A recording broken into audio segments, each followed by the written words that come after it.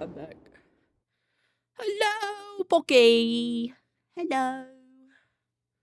How are you? Welcome on in.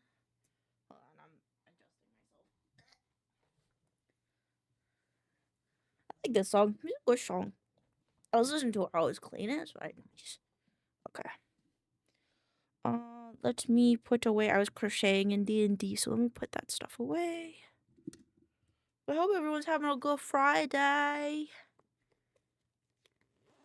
don't know what I want to do. We can either play some Mega Bonk. We can... Oh, hello, Moira. We can play Hightail. Fucking...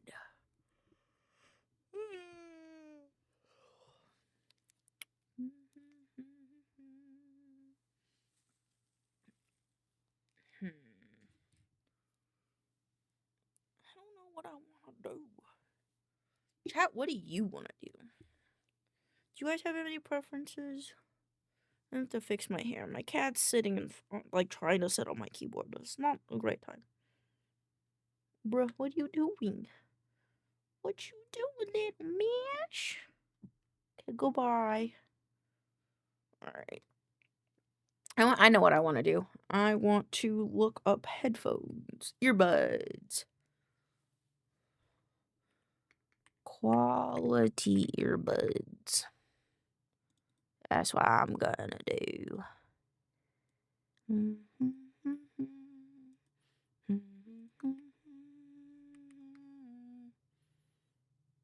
Ooh, buy it for life. Noise canceling.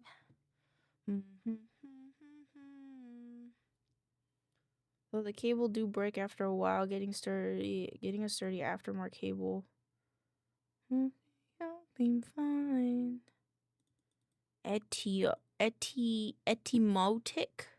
Why not search it? Search Google. The version of me I was in. What the fuck are these? They're $309. Crazy, bro. That's so expensive. The man out of the city, not the city out the man. SC25 is decent. SC25 is night and day better. Whoa. Cause I was looking for like a new headset, but I think I might do earbuds more. Are these like the cable changes? Looks like it plugs into the earbud. I don't really like those. Kind of spooky. Oh,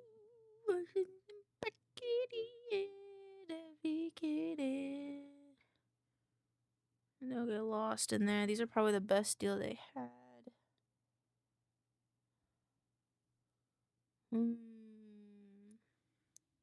I did have a pair of moon drops that were pretty nice. Shoot, feel better, baby. I feel better, baby. These also have a plug into them. Interesting.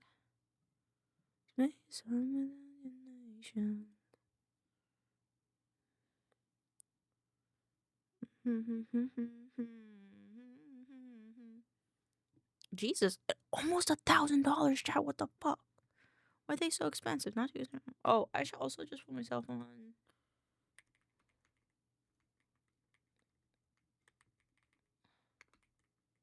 I can't type today. To your mama. The drama. Fuck, you don't give a fuck.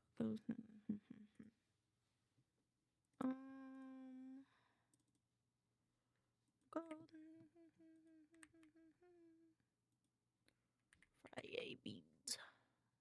Done. There we go.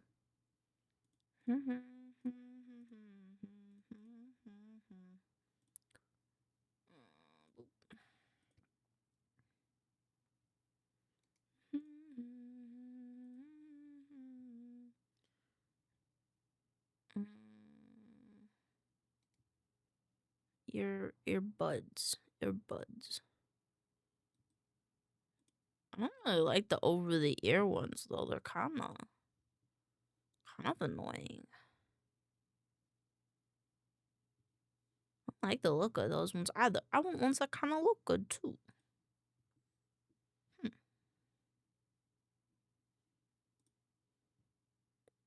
It's also expensive. Why are they, like, clear? Why are they all clear? They have to be clear.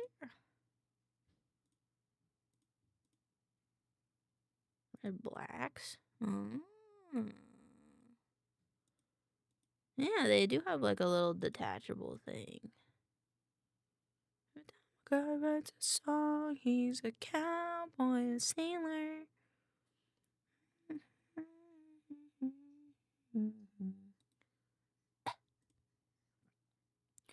OSHA certified noise canceling earbuds. What the fuck? How is it OSHA approved? It's like a physical fight, and it's really a bird. If you have a spare money, I'm a big fan of the Sony WFC. Are these headphones or earbuds? Also, hello, Vex. Oh, these are... I want wired ones. Do they have wired ones? This song. This looks nice, though. These look really comfy.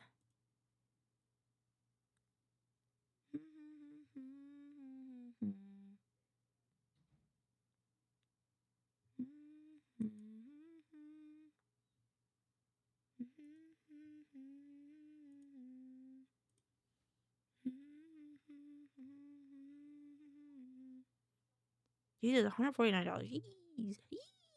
Jeez.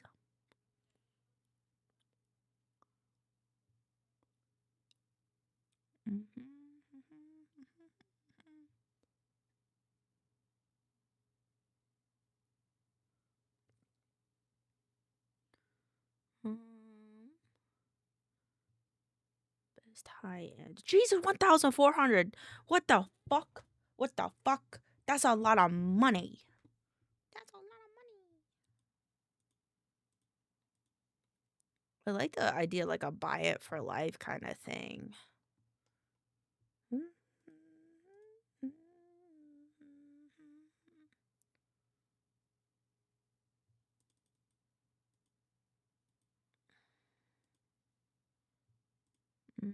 I just don't really like the look of these ones, to be honest.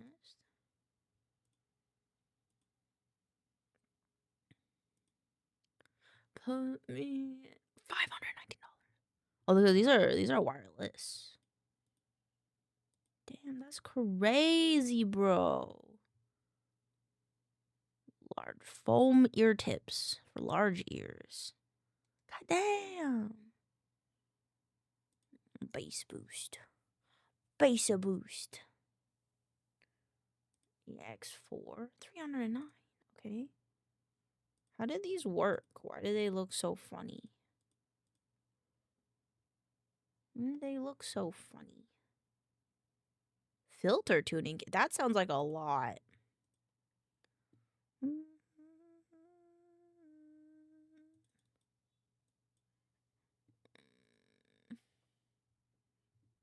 Just do a set of moondrop ones. Yeah, they call them in-ear monitors. They're also clear, though. Jesus Christ, I have some expensive headphones, and mine were only $350. I got them on a crazy discount, though, from a family friend. That's fair. I mean, like, it's kind of crazy. I didn't, like, because I've been looking at audio stuff, like, recently, because it's, like, I want some decent ones, you know? Because I will not only be using them for, like, work on my PC, but also because I'm gonna be using them as, like, if I go out... Oh, these are really pretty.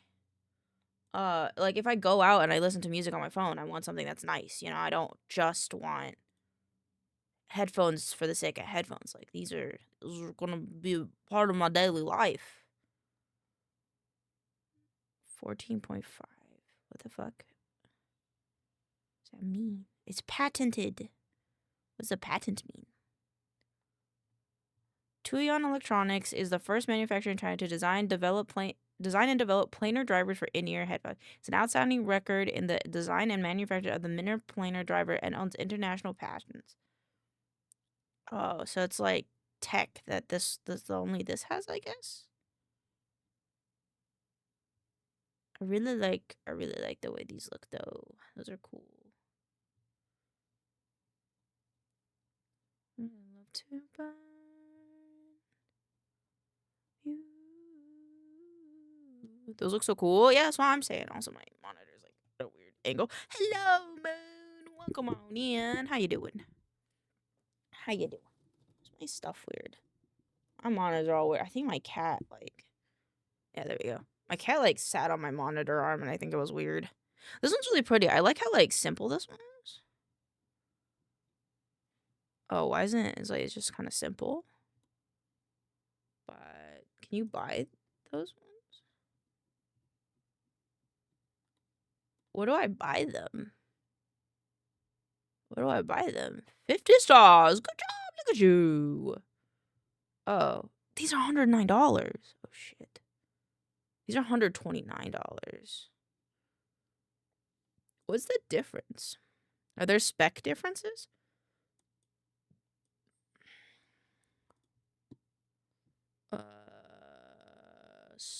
Features. The specializing painting process adapted shows dazzling twinkling visuals. I don't... Okay. Big Peepers vibes. Look at you. You're set up for a great weekend. Let me tell you what. Is this planar drivers? It's the same socket. 2-pin. Yeah. Cable jack. It's like different. Frequency response 10 to 50. It has a better frequency range, this one does. IRL vibes is tired as fuck. That's fair. But that's okay, because the vibes last for the weekend, you know? Because this is the last stream of the week. Effective frequency response? 20. That's the same. Sensitivity? This one has a lower sensitivity. Cable jack stereo ended. Wait, what? Wait, socket versus... The cable jack on this one is a socket on this one. I guess I could look up the moon drop earbuds Starfield versus... Was a moon Stellaris.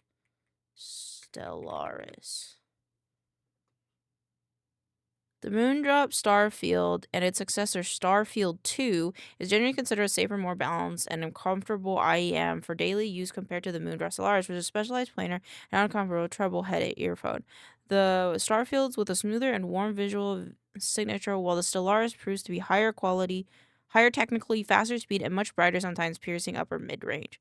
To get a pair for work because because kitchens are... Yeah, you should. Because, like, I found myself, like, really getting overstimulated by noises I cannot control. And I didn't realize that. So I would... My therapist really advised that I look into getting some good noise-canceling headphones. Okay, so these are the Starfield 2s, which are about $20 more expensive. They're about the prices of the Stellaris, but it said that the Stellaris is not as comfy. So obviously it's literally damaging my ears. No, fair. I think it's good for both, you know?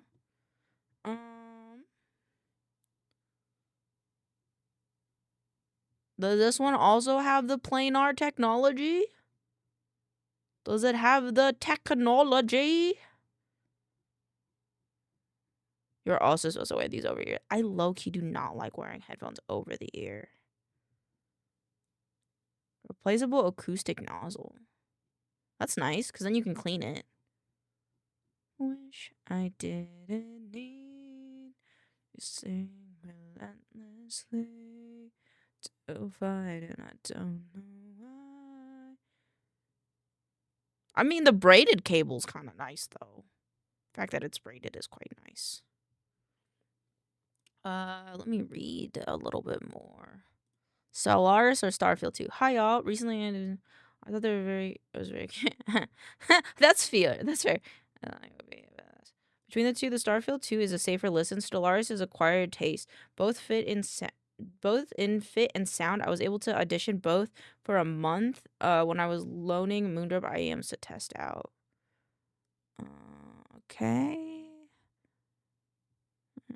Field is more pleasant, fuller tuning, less detail, less resolution. Fit is much better on the star field. Okay. Okay. Then I might get the Starfield 2s, honestly. They're a bit pricey, but I think if it's something that I'm gonna be using every day for the fucking, hopefully, rest of my life, it won't be too bad. Especially because it looks like you can get, like, replacement anything. Like, outside of the bud itself, like, you could get a replacement cable because the cable's, like, detachable. And then, like, even the screw on the nozzle, that usually is, like, I feel like the thing that gets, like, earbuds really fucked up because, like, gunk and stuff, like, you can, like, take it off. There's gaming moments of 2010. Yeah, it is, isn't it? Isn't it? It's good, though. Like, if I can only wear one earbud when I get off work, I can tell the ear without one is quieter. Cables are always the first. Yeah, that's what I'm saying. And I did like that with the pair that I had, so. Shouty presentation. Well, it's like, yeah, I mean, that makes sense. It's kind of out there. But yeah, so I think I might go with these ones. Not only because they're pretty, but like, because they're like, I've had their brand before and they're pretty good. So they have smartphones. Moondrop smartphone. That's kind of crazy. Oh, it still has an audio output. That's kind of cool. They have audio accessories. Do they have like an adapter? Moon River. Oh, is this like a, oh, this is like a cable. Oh, it's like a change of cable. So that way you could do like, what the fuck is this? What is this? Moondrop technology. What is it? It looks cool, but I don't understand what it does. Yosha, hello. So welcome on in. Oh, is this like an adapter thing? So that way you can listen. Headphone, smartphone, and PC. You're not including it. Makes sense. Oh, that's interesting. It's a dongle. Ah, yes, it's a dongle. It's a dongle for your dongle. But they do have like dongles for it. Just cool. Ultra portable CD player, bro. What the fuck? Oh, that's cool. Oh my god, that's so cool. You could make the earbuds wireless with this adapter. Yo, that's actually sick. And they have ones where it's like, it goes around the neck. My mouse is lagging. I'm not gonna, that's fine. Deal with it. You wanna see my dongle? Isn't that saved for Buster? Buster's gonna kick my ass if you show me your dongle. Okay, well, I like these ones. I will put them in my Amazon cart. I will put them in my Amazon shopping cart. Drop. I do not. I do not. That's crazy. Drop earbuds. I think you can buy them on Amazon. What was they called? What was it called? Starfield 2? 22. 22. That's the one I pick. Loud and clear. Okay, now podcast or reading? We can read it. You want me to read something? I wouldn't mind. Add to cart. No thanks. Good choice. Yippee. And more accessories. So I want to get a thing so I can connect to my phone. Upgraded cable. Read me a story. I got you, Vex. Give me 10 seconds to add this to my cart so I don't forget, and then we'll read that. I like the cable. The cable that comes with the Starfield too, though. Is that like a braided cable that's like plasticky? It looks plasticky. Or like, it's not exactly plastic, but I don't like the way that it looks. So let me look at if they have ones that are not. Do they have ones that come To do whatever. I'm glued to my desk for a while. No problem. I mean, I don't really know what to do today, to be honest, outside of hang out. So I'm just trying to pick what cable I want. That's oh my god, that was expensive. Oh my god, I just looked at that. That was expensive as fuck.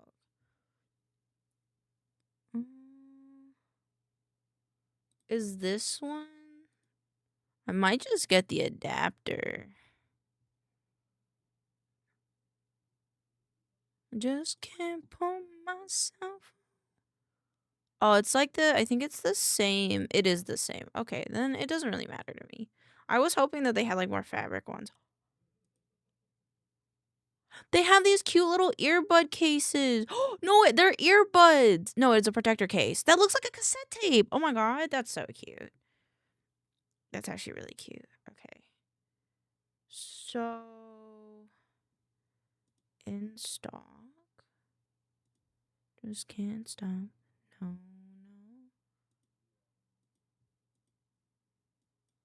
no. I just can't stop. I mean, I don't think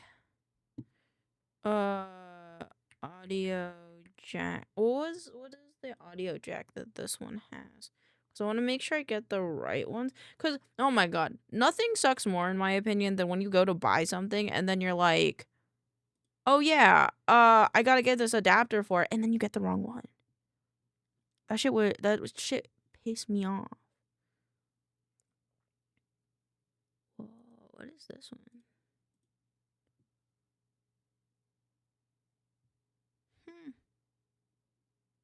Damn.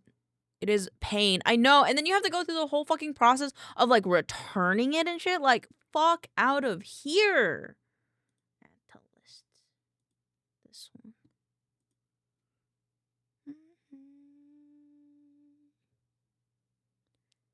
What is this one?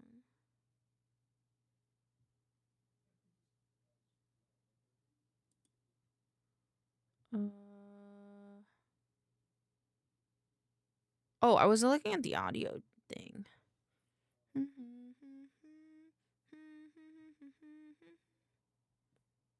I think it's just a normal, like, let me see.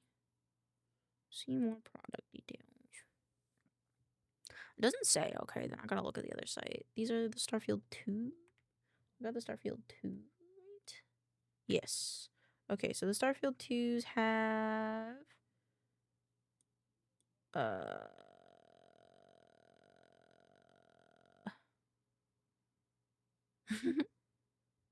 oh my god, earlier, Vex, when I loaded into Tailspire for D&D, there was a Tato pair. There's a Tato's face on a pair. I don't know what...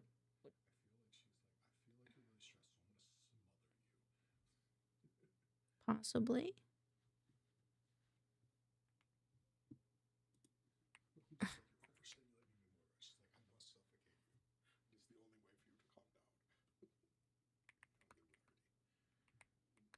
Are you good? Okay. Because I was like looking at you like, I don't know what you want me to do. She's not... If she wants you, she's gonna stay with you.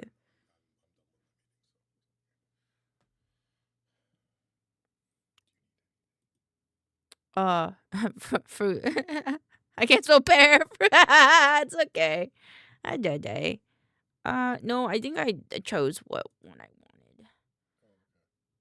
I was gonna get the Moondrops because these ones, they have like this part that's get gunky. You can get replacements, or you can just take it off and clean it. And then the cable is detachable, so you can get like replacement cables if the cable goes bad. So yeah, and then I got a dongle. Yeah, and then I got this stuff. So yeah, eating you. I can hear the. Yeah, I heard it like right in my ear. I was like, she's eating you.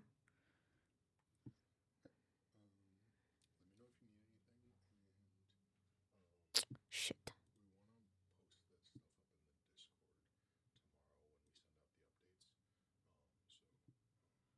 Okay, so is the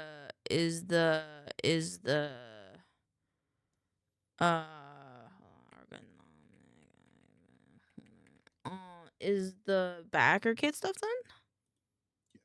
Okay. We sent out the smoke test, which sends it to a limited number of people to make sure it's working properly. Okay, so it's good. So can I have the link so I can add it into the video? Backer kit stuff? Or else what footage do you want to put there?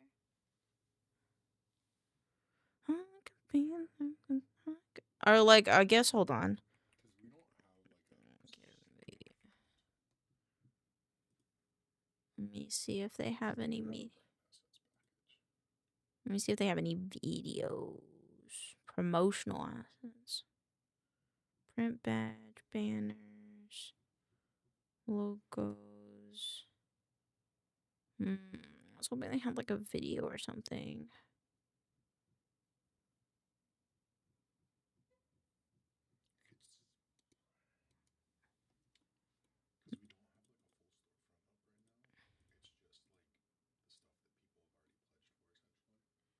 So we don't have like one of these? So those are people that have a crowdfunding on backer kit, or people who have a pre-order store, and we don't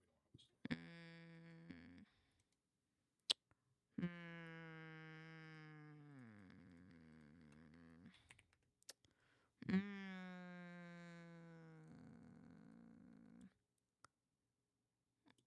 Cause I don't know what to put there otherwise.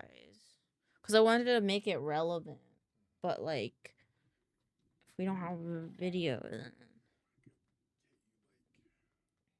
Because I can't send you a link because this is like a preview thing that you'd have to be like on the editor list for. But I could give you like some screenshots or something of like the available like add-ons. Yeah, that would be fine. Just a screenshot be fine? Like Yeah. multiple screenshots? Or does it need to be like a video? It can be like a screenshot because I can zoom in and pan it down. I could do like a 4K screenshot. I mean, it doesn't have to be that fancy. Well, I can put it on my big monitor so it's not low resolution. Yeah, that's fine actually because it's a horizontal video. So yeah, that's fine. But like, oh wait, no. Could you just screen record it? Like just like page and then like scroll down. Yeah. Yeah, because you can do it with this. Yeah, I can do it with the snipping tool. And then just... Yeah, see this button? It records it and then... Let me see what I can do. I want to make sure there's nothing that would be a problem I can blur it. Because I could blur it and then put text on top of it of like, check your email for the backer stuff. So it's like Okie dokie. I gotta turn on my computer now.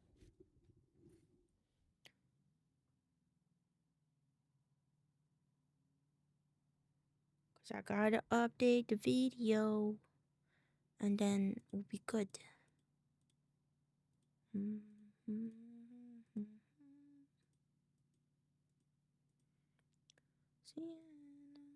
Ooh. So many tabs open, chat. Be a little bit bigger.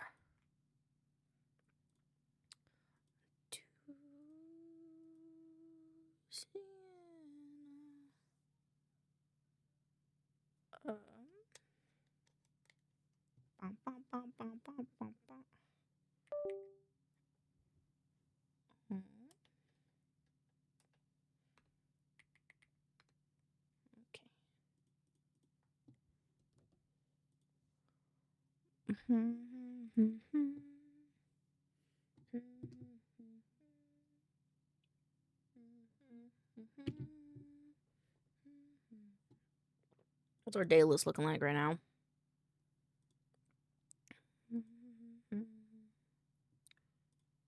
Air guitar permanent wave. I'm interested in this. Okay, enshrined. Kickstarter template. Boop, boop, boop. Edit. And then I think there's like, I want to add it.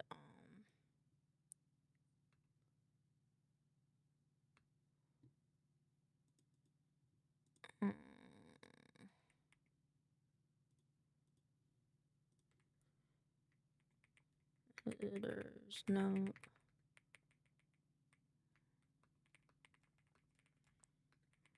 This hurt so bad. Alright, there you go.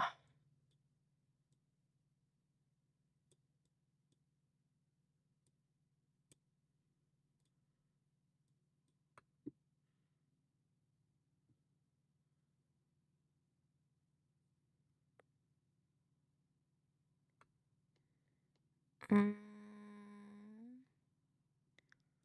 the bed.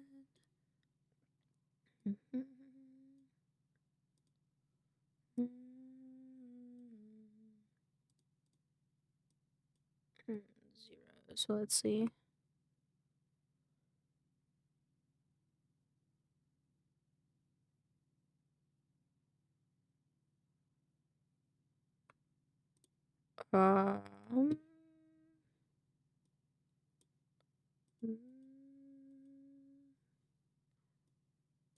Let's do cross dissolve.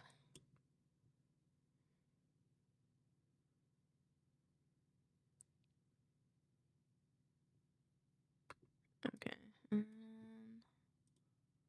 Let's get the sound effect that I want. Keyboard? Oh, key. What's it? Do we not have the sound effect? Definitely totally not making a bunch of playlists based on different SCP lies. Oh yeah, yes, that's fair. Hold on, let me open that really quick. Sorry.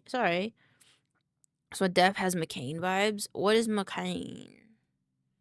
Let me open that. And then while we wait for Pixels to send us stuff, we can do that. Let me just get that typing sound in here.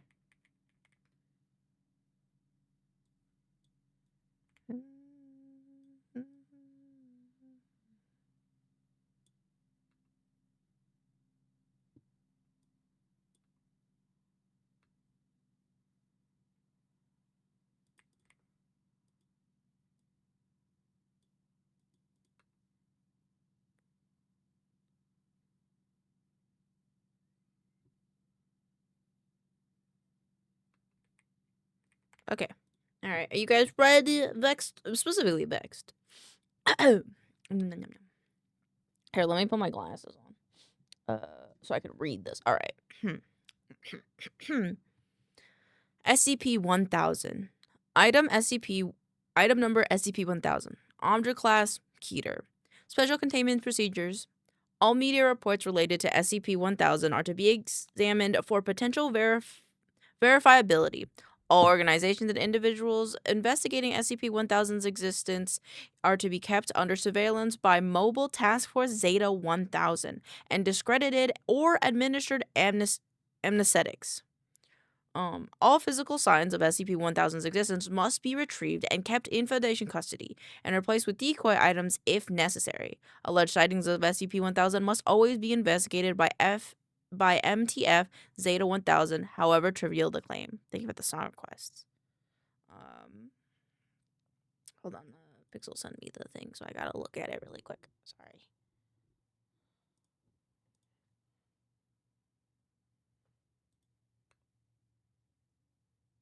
Let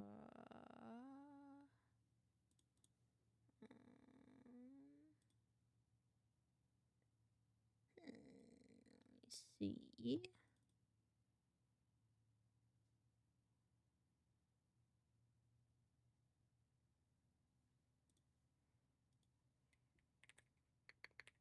Okay.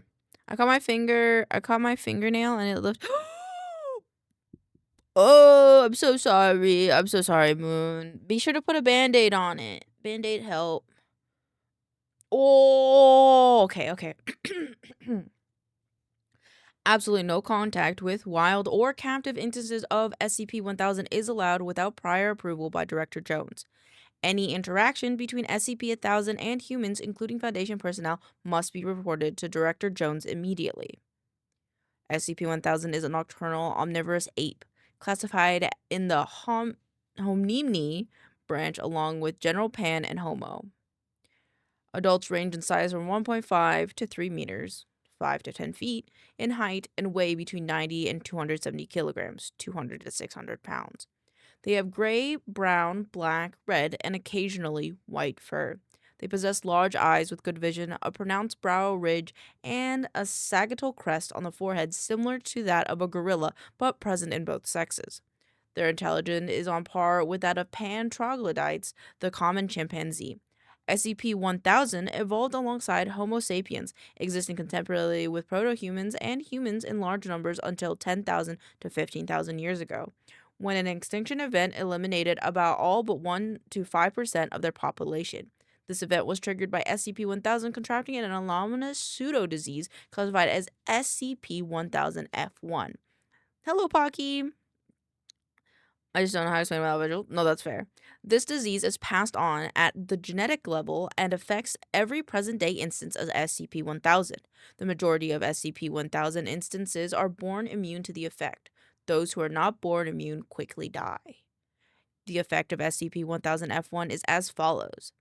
Any hominid, including humans, chimpanzee, bonobos, and non-immune instances of SCP-1000 that directly or indirectly observe any instance of SCP-1000 has a minimum of 2% chance of being instantly killed through anomalous means via permanent cessation of the brain function.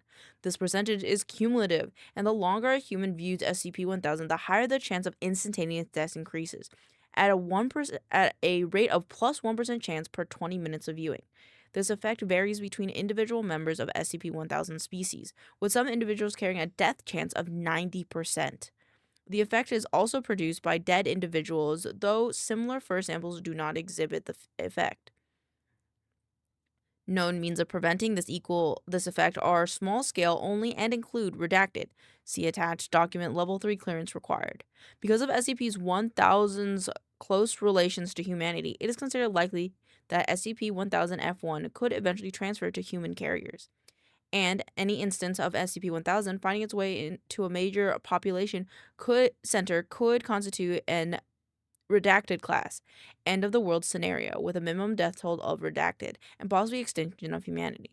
Fortunately, SCP-1000 appears to instinctively avoid human contact. It is not currently feasible to exterminate SCP-1000 entirely. The highest known population concentrations of SCP-1000 are at present located in the Pacific Northwest region of North America and the Himalayan mountain range in Asia. As of redacted, these populations remain extant. SCP-1000's presence and redacted have also been documented within the past 5 years on every continent. All known significant populations of SCP-1000 located near human population centers have been eliminated. Is that the end of that song? I kind of want to go back to the 2 songs before. No. Okay, what was the song that you... Hold on. Because I liked that song. That song felt really good. It was the one in the thing. A quick one before the eternal one. Extant just means alive.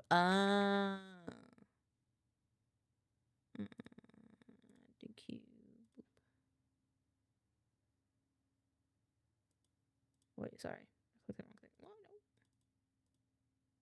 Okay. From now on, we listen to the song. when we listen to the opposite of stick. Oh, okay. That makes sense.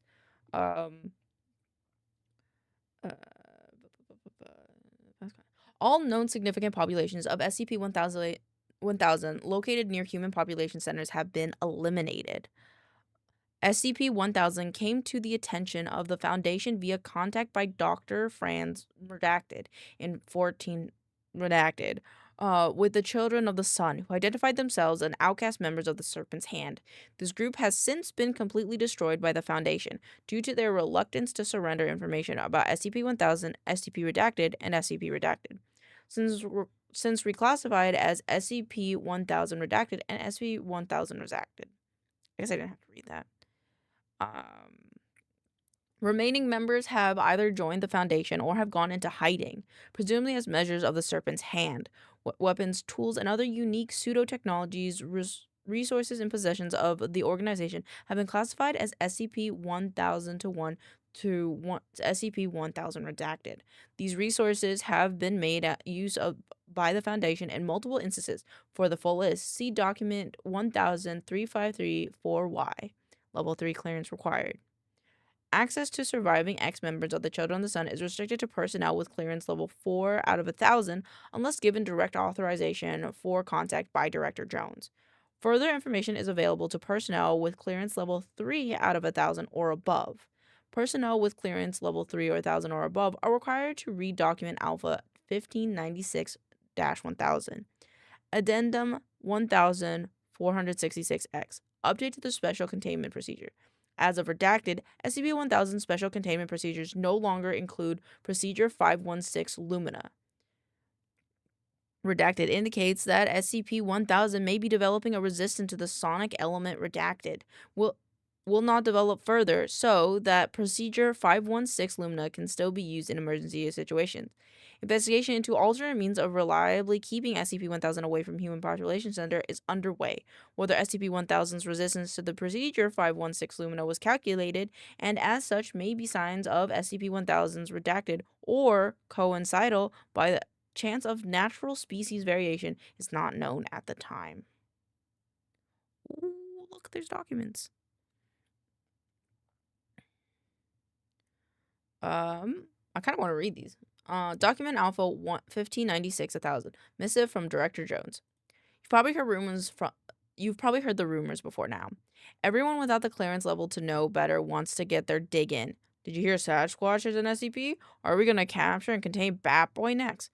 Yes, SCP-1000 is Bigfoot. I'm sure you snickered. Don't worry. Contrary to rumors, we don't actually assign you to Keter duties for finding something humorous. These are better than the main article. That's fair. That's fair. I already feel like there's more personality in it, which I like. You think Bigfoot is funny because we want you to think Bigfoot is funny. We've bankrolled Hollywood comedies and farcical documentaries, paid off men in gorilla suits, perpetuated hoaxes with bear prints and goat fur, bribed and brainwashed cartoonists to get especially silly depictions on children's television. Even the term Bigfoot comes from us. Planted in the media in 1958, a term people would find even harder to take serious than Sasquatch. Why? Well, we'll get to that. The information in the article that you've already read isn't entirely true. There are 2 direct lies and plenty of lies of omission. There is no such thing as the anomalous pseudodisease referred to as SCP-1000-F1. SCP-1000 does not possess a magical death aura. In fact, SCP-1000 does not directly exhibit any anomalous effect whatsoever. We also lied about SCP-1000's intelligence level. SCP-1000 aren't chimp-level smart. They're smarter, to be precise. They're exactly as smart as us. That brings us to the lies of omission. That's what this letter's for. The lies came from me, so I figured the truth could come from me as well. This is the story we've got from the Children of the Sun who defected to us. It's a story we didn't believe, refused to believe at first. As you've already read, the apes we call SCP-1000 evolved alongside us. We walked in the daytime, they walked in the nighttime, our nocturnal siblings in the shadows. But while we were still wandering hunter-gatherers, they changed. Like we would, a few thousand years later. Tools, weapon, agriculture, domesticated animals, stable settlements. As humanity blinked in the Pleistocene sun, SCP-1000 population exploded across the night. They blanketed the planet in the tens of billions. They made things that we still can't comprehend, even though we've thoroughly studied the surviving pieces. Organic technology. They made trees and birds of prey grow into fast-moving ships, herds of animals that became trains, bushes that became flying vehicles. From insects and pigeons, they made things equivalent to cell phones, televisions, computers, atomic bombs. The children described vast shining cities stretching across glaciers and penetrating the deepest caverns, grown skyships of ivory and spider silk, creatures tending them with hundreds of blinking eyes. We were rare, like gorillas now, a few 100,000 left at best. We avoided their settlements just like the wild animals today avoid ours. SCP-1000 understood we were intelligent like them, but avoided us just as we avoided them. Saw us as fairies, as gnomes. Ascribed us supernatural powers, said we ate bad children while they slept in the daylight. They fenced off our dwindling wild populations in conservatories, outlawed poaching, but in the underground consumed our bones as aphrodisiacs. Then their civilization fell, and we did it. By we, I don't mean the Foundation. By we, I mean humanity. The story is muddy. Supposedly a trickster forest god showed humanity favor, showed us the master's tools and how to use them. Why we did it, we don't know. Perhaps they hunted us. Perhaps we were simply afraid. Perhaps it was just that they fenced us in, unintentionally or not. We simply don't know what the truth is. Somehow, we acquired SCP-1000's own technology, and with it, we instigated an SK-class dominance shift in which humanity became the dominant species of Earth. We wiped out 70% of SCP-1000's population in a single day. The Day of Flowers, the children called it. Supposedly every flower bloomed that day, while our enemies died in their sleep.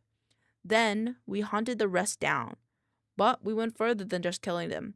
With a few more of twisted SCP-1000's devices, we drove the survivors mad, even those hiding beyond our reach. We trapped them in our own minds, blocking higher functions and leaving their bodies to fend for themselves like an ordinary ape. We slaughtered their living machines and burnt their vast shining cities with SCP-1000 bioweapons that reduced everything to slurry and dust that washed or blew away in the spring, rain, and wind. We left no traces. Not even our own memory. We turned one of the weapons on ourselves, wiped out any knowledge of SCP-1000 and the greatest civilization the planet had ever seen. Only a few humans protected themselves from the effect, kept the forbidden knowledge just in case. The rest of us went back to being hunter-gatherers, none the wiser. Which brings us to today. You're going to read all about this in the Level 3 documentation, but I'll give you the short version here. SCP-1000 are somehow regaining their forgotten intelligence and knowledge. Maybe they never truly lost it. We don't know. This is why the ever-increasing number of Bigfoot sightings is so worrying, why the attempt at contact, however indecisible, are even more worrying. Yes, SCP-1000 are just like us. That's what makes them so dangerous. We wiped them from history and memory. We dissolved their civilization and we slaughtered most of their species. Just ask yourselves, if they got the chance, what more would they do to us? I like how that ends. That's really fucking sick.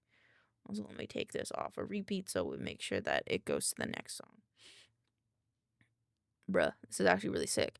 Addendum 1056D. Instances of SCP-1000 have tried to make the contact with Foundation personnel on multiple occasions. Most of these attempts on contact have redacted untranslated, though recent attempts show that some instances of SCP-1000 are capable of communicating in English. Oh, what's this? Oh. Oh. Certain acquired documents contain extensive references to SCP-1000. Relevant is that the documents appear to be comprised by entities associated directly with the location known as the Wanderer's Library. Context or significance of the document details not yet clarified. Numerous anomalous objects with a known connection to SCP-1000 redacted prior cyclical iterations. As one example, SCP-2273 may not have a point of origin in parallel timeline, but instead a prior iteration, SCP-2932 and SCP-2251, and other sources of living cultural insight into SCP-1000 or variations all present consistent inconsistencies, which may be used to create a fuller picture of the nature of these iterations, though conclusions are uncertain. Special Report redacted. This unnumbered black box anomalous item anchored underneath the structure is likely the most significant anomalous object known to have been utilized. Central to understanding SCP-1000's anomalous capabilities, including capabilities not developed directly, but accessed from prior redacted modern-day relevance to the Foundation and to society at large in a scenario of general containment failure. Log 1080-065-X1. The following is a rough translation of SCP-1000's attempts at communication with Foundation personnel on redacted. We forgive you. Given choice for now, not forever. Let us back in. Damn. Dude, that's fucking sick. Dude, we forgive you. Given choice for now, not forever. That's crazy. They got the chance. Well, and I love how he wrote, where is it? That's what makes them so dangerous. Or yes, SCP-1000 are just like us. That's what makes them so dangerous. We wiped them from history and memory. We dissolved their civilization and we slaughtered them, most of their species. Just ask yourselves, if they got the chance, what more would they do to us? Like, that's so sick. That's so sick.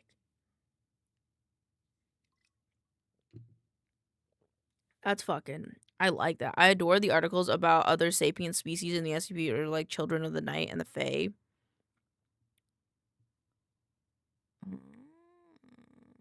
I kind of want to read a little bit more. What's this one? What's the Children of the Night? Oh, geez, there's a lot of these. This is why I have you recommend them, because there's so many. Lord of the Redacted. The fuck? Okay. I'm going to take an edible. Children of the Night are SCP-1000? Oh, I like them. Okay. Nom, nom, nom, nom. I like the flesh that hates. The flesh that hates.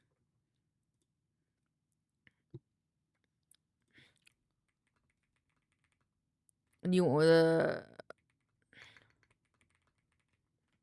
hold on. Forgot the number though. It looks like SCP-610. My favorite is the Nalka. Yeah, it's 610.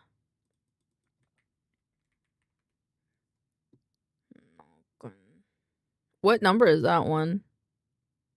What number is your favorite? So I wouldn't mind reading a little bit more of these. Yeah, this one's not that long. Fuck it, we ball. 610 is Nalka. Oh, okay. We will read this one. I want to read one more. I'm in the mood. Okay. SCP-610. Object Class, Keter. Special Containment Procedures. Due to the vast area of infection, SCP-610 covers containment is impossible. GOI means group of interest. Oh, they're a region. Interesting. Okay. Hold on. I want to put in more spooky, like, SCP ambient music. Sure, we'll do this. The description is POV, you're a scientist, or MTF, and your Site 19 as a science. You need to escape the site, evacuate, or as a MTF, you need to capture SCP or kill Class D. Like, okay. Due to the vast area of infection, SCP-610 covers containment is impossible. Isolation of the area has proved far more effective, and permission has been granted by the Russian government to establish a perimeter to keep people out of these areas under the guise of military operations. Sorry, I had like a tiny little burp. Should any organism displaying traits consistent with SCP-610s be sighted near their perimeter, then the established protocol requires it to be engaged at range with small arms until immobile, then dispatched using incendiary weapons and munitions from as great as a distance as possible. Any living thing coming in physical contact with an organism infested with SCP-610 is considered expendable and is to be immediately terminated and incinerated. Chat, is this real? Any persons coming within 3 meters of SCP-610 infected life are to immediately withdraw from the area, be isolated from the rest of their team, and subjected to medical examination using only remote techniques to determine if infection has occurred and appropriate steps taken based on the determination. Music aloud.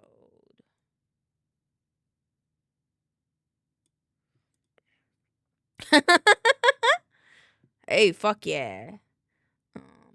At present, the known infection vectors for SCP-610's spread seem to be focused on physical contact. Drone movements within heavily infected areas have returned air samples containing minute particles, which, when exposed to organic compounds, will result in the spread of SCP-610. These results of particular tests have revealed that most require several days to manifest, if at all, with the exception of direct contact with exposed lung and liver tissue. These particular tests show a rapid rate of growth, which requires incineration of the testing environment no more than 24 hours after initial exposure, with even a 2-hour mishap risking a compromised facility event.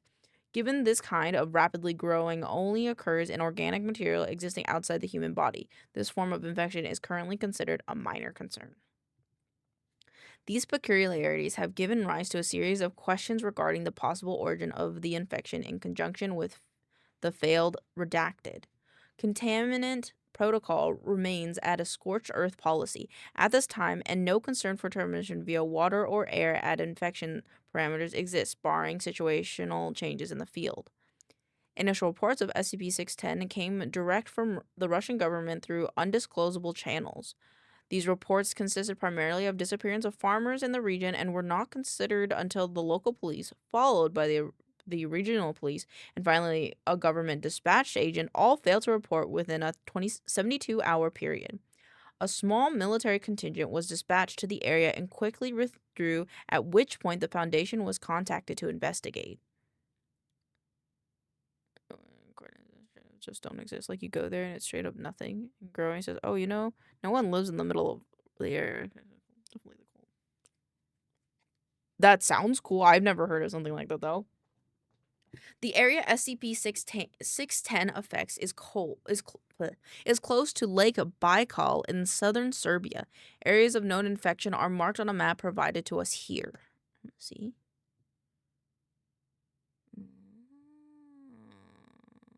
That's cool. Contaminant parameters are marked in blue surrounding these infection areas. As of present, no further locations have been identified. Incursion into the perimeter must be reported prior to conducting, confirmed during exploration, and debriefed on immediately following return. SCP-610 appears to be a contagious skin disease at first, with symptoms including rash, itching, and increased skin sensitivity. Within 3 hours, the disease will cause blemishes resembling heavy scar tissue to form in the chest and arm areas, spreading to the legs and back within an additional hour, consuming the victim completely within 5 hours. Exposure to higher temperatures vastly decreases the time for the contagion to spread, and complete infections have been recorded occurring recorded occurring in as little as 5 minutes. After the completion of the infection occurs, the victim's life functions will cease for approximately 3 minutes, after which time they will restart at 2 to 3 times the activity rate of a normal human. Following this, the scar tissue on the victims will start to move of its own accord and grow at a rapid rate. Normal human features start to disappear, and at this point, under the infection and path of mutation appears to be largely random. Subjects observed in this stage of infection have been recorded as growing 3 or more limbs of a type, such as arms or legs. The head may become misshapen and elongated or widen out, and parts of the subject may split open, from which additional branches of flesh will grow. The duration of this stage of infection is unknown, and not all subjects appear to progress to the later stages. Under unknown conditions, an infected individual will cease moving and place itself in a location it deems suitable, where it roots itself. The fleshy growth on the victim will then begin to spread itself across all surrounding objects and consume them. Such objects do not spread the infection as living creatures do, however, and the effect of prolonged contact with these objects is recorded later in this document. It is assumed that this behavior is to create an area hospitable for continued growth of the other infected. Observation of life infected by SCP-610 by staff is impossible. Those infected with the disease immediately seek out aid as natural human impulse, resulting in unintended infections. Those infected past the scar tissue phase actively and aggressively attempt to infect anyone approaching them within an undefined area. It has been established that should an infected be capable of sight and observe an uninfected, it will proceed toward them. If the infected has lost the ability to sight, range of approximately 30 meters is considered safe. Infinite food glitch. Get out of here. Hey, what do you mean? What do you mean? If you eat it, you die. Observations of SCP-610 infected settlements have been established using artificial methods such as remote robots. The data returned from these observations, coupled with the openly aggressive nature of the infected to attempt to spread SCP-610, has resulted in the Keter classification. However, so long as nothing is allowed to enter or leave the infected areas, it is considered a neutralized threat. Of concern are the cavernous areas beneath the infected settlements that were discovered during the exploration, and attempt to get research personnel into these areas are underway. Field logs. Ooh. Okay, I want to read these too.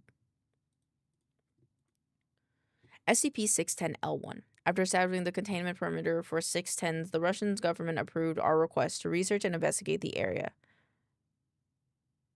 Is that a good or bad thing, Vex? For the first such exploration, a small camera-mounted unit known as Herbie was Herbie was dispatched at a safe distance and directed towards Site A. Herbie has a battery life of 12 hours and a control range far wider than that required for this dispatch. Herbie is able to enter Site A without incident. The landscape around Site A shows early stages of assimilation to singular SCP-610. Oh, okay. It's a good one. Many feel. Okay. I'm excited. I was excited. I was like, oh, what if they're bad? Okay. By singular SCP-610 infected who have fallen at largely random intervals around what remains of the village. Many of the homes appear to have suffered fire damage long since put out. However, a far amount remain intact. Aerial reconnaissance of Site A combined with the thermal imaging has put it in an estimated population of 79 infected. Immobile infected are included in this number. However, it is difficult to ascertain an exact percentage of mobile versus immobile. Varying degrees of physical mutation due to SCP-610 are present in Site A, and it is assumed that all the inhabitants are in advanced stages of infection.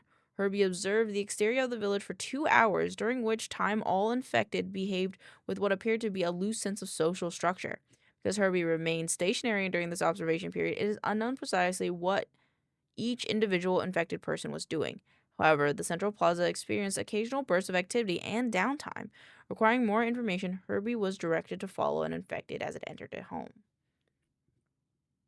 There is bumpy camera feed as Herbie scoots over the gravel behind the quickly shambling infected person. The interior of this home is the same as that attached to the primary file for SCP-610. The infected being tailed is the one sitting at the table. After entering the home, Herbie's camera was raised slowly as to not draw attention. This action was either unnoticed or ignored. The infected person is watched from the doorway as it hobbles around the home and stops at each of the other visible infected organisms. However, it appears to ignore the one on the table, which, while not immobile, does not leave the area. What this creature was before infection is unclear. Okay, this music is like awfully distracting, and it's not making me feel any better. SCP roleplay. What's this one? Wait, this one's an updated soundtrack. Okay. Um,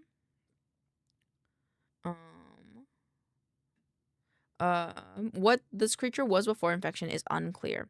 After lapping the table and repeating this procedure 3 times, the primary infected person, known as Alpha, henceforward, stops at the bedridden infected, known as Beta, and proceeds to assault it with furious punches. Beta is unable to leave the bed for unknown reason, but is not completely immobile as it flails its arm in response to the beating delivered by Alpha. God damn! God damn! Okay. After several sustained minutes of this beating, a piercing sound explodes from the area around Beta, who then proceeds to project a cloud of unknown matter into the air from its chest cavity. Alpha lingers in the cloud as it floats in the air around them, slowly descending to the ground. The unknown life form on the table aside Beta begins to twitch in an apparent seizure, and Alpha then laps the room twice more, stopping again at each infected organism, but still ignoring the one under the table, as well as Beta now. After these 2 lamps, Alpha seats itself at the table and reaches out to position the 3 plates atop it as if setting a dinner set. After the plates are positioned, the facial tendrils extending from Alpha wiggle up and start to coil on one of the plates before tearing apart and separating. This is repeated at each plate. Okay.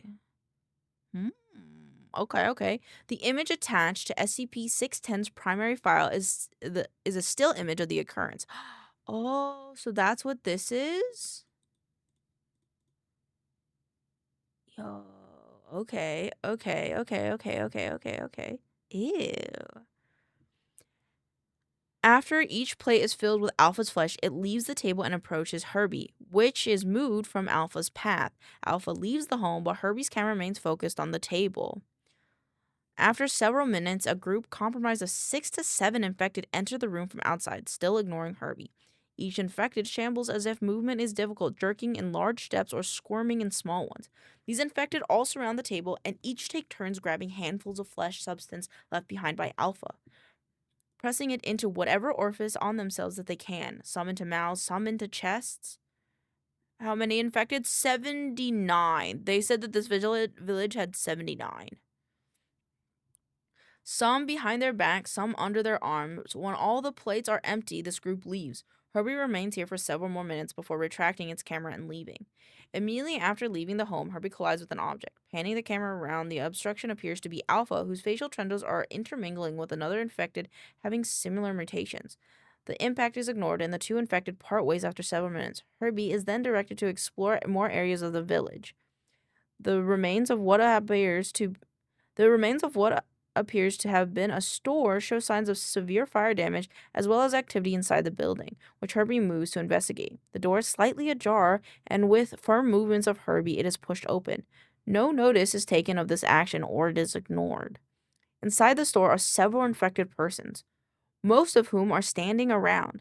However, one is on the ground rolling back and forth over the space of approximately 0.3 meters, 1 foot, and is ignored by the others. Herbie rolls under the divider, separating the cashier area from the customer area, and pans around behind the counter. The upper half of a person is protruding from a cellular door behind the counter. This person does not appear to be suffering from advanced infection and wears a garb of a Russian soldier. Herbie zooms the camera in to confirm identification, and has noticed the eyes of this person are in constant movement, often focusing on Herbie. The rest of the soldier does not move. Herbie is directed to leave this area and proceeds to the back room. In the storage area, a large pile of bodies are stacked together. Some pieces of clothing are visible and appear to contain both military garb and everyday clothing. No facial features are discernible on any of the bodies due to the way that they are stacked. Atop the bodies, an infected sits, appearing to have its lower parts fused to the pile, and with its upper half in a wild state of flailing and seizure. Approximately every 10 seconds, a burst of spores flies out of the top of this infected, which linger in the air. Herbie is directed to leave the building. After leaving this building, Herbie passes by the village well, surrounding which are a series of mobile and immobile infected, all facing the well. The arms of each of these infected persons are stretched out, one in contact with the next, forming a perfect chain, save for one whose arms are down at its sides. Herbie passes by this last infected to approach what appears to have been a town hall or mayor's building when the infected becomes mobile and snatches the rover up. No! Herbie, no! Video footage. The video feed from Herbie focuses on the face of the infected, which is strangely in perfect shape given the condition of the rest of its body. I'm scared. Hold me. I got you, buddy. Oh wait, shit, I'm on the Let's go to the other computer. No, Herbie, I'm sorry. Oh, we're sorry, Herbie. You were donated for science. You were donated for science. Let me rotate. Why aren't you rotating? What? I need you to. How do you? Why aren't you? What?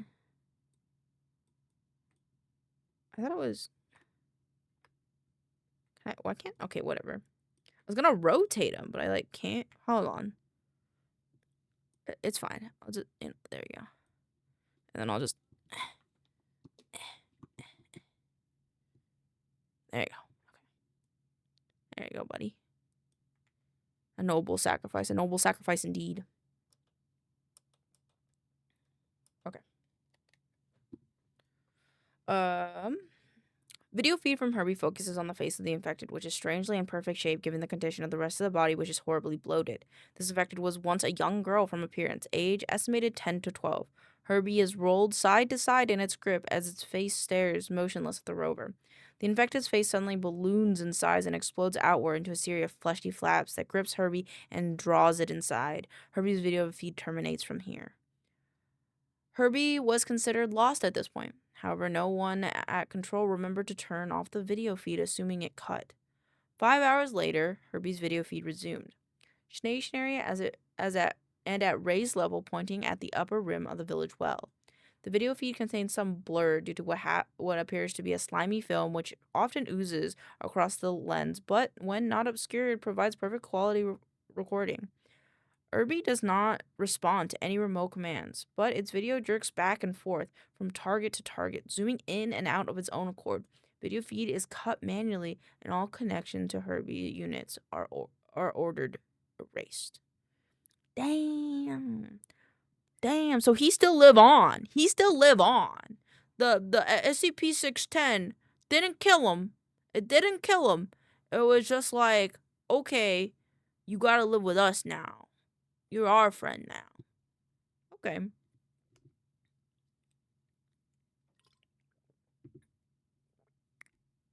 Let me see. How many more? There are a total of 5. Okay. I think this is what we're gonna do for the rest of the night. Actually, before we continue this, let me do the work thing I gotta do really quick, and then we will finish the things. Sound good, Chatterini?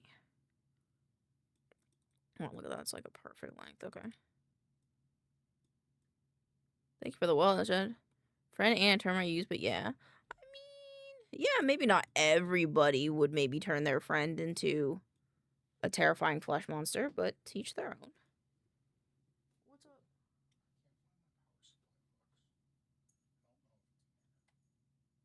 up? Maybe? Thank you for the wellness deck. I did just drink some loud. I just gotta do this work thing really quick.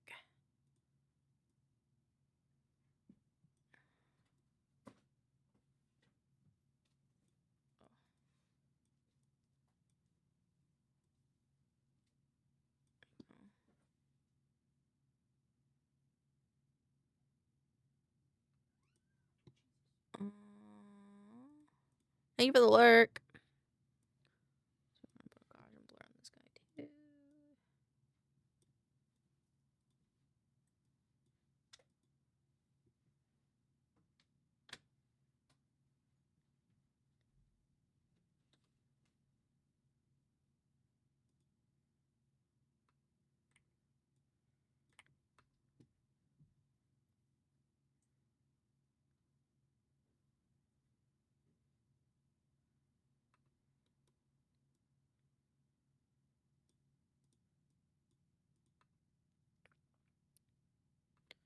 I think that's fine. And then let's make this a black. Be sure to check your check marker update.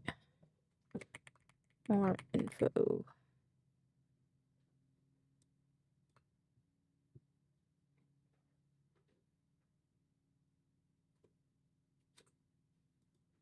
And then I want to remove this. I hope everybody's having a wonderful night, by the way. Thank you for letting me just goof off and read SCP stories.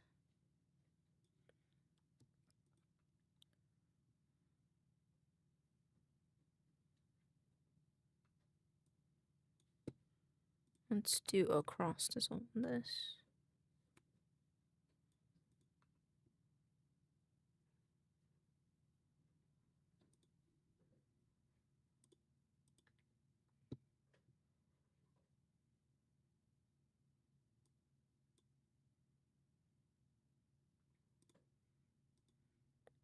Let's see. I'll say this gonna happen over here, I think.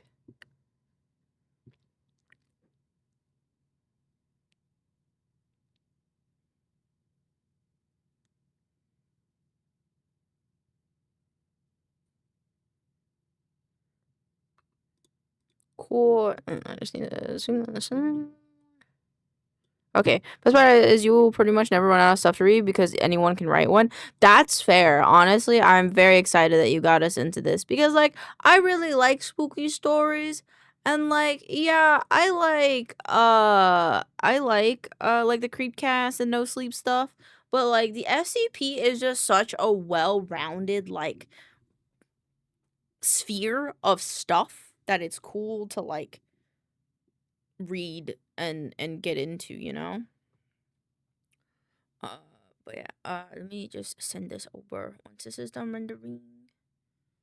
Because it's gonna take less than the time of a story. I don't think we'll watch TikToks today. I'm kinda eepy. So if it's okay, we'll watch them next week. Boo boo boo boo boo. Gotta wait for the end of the video.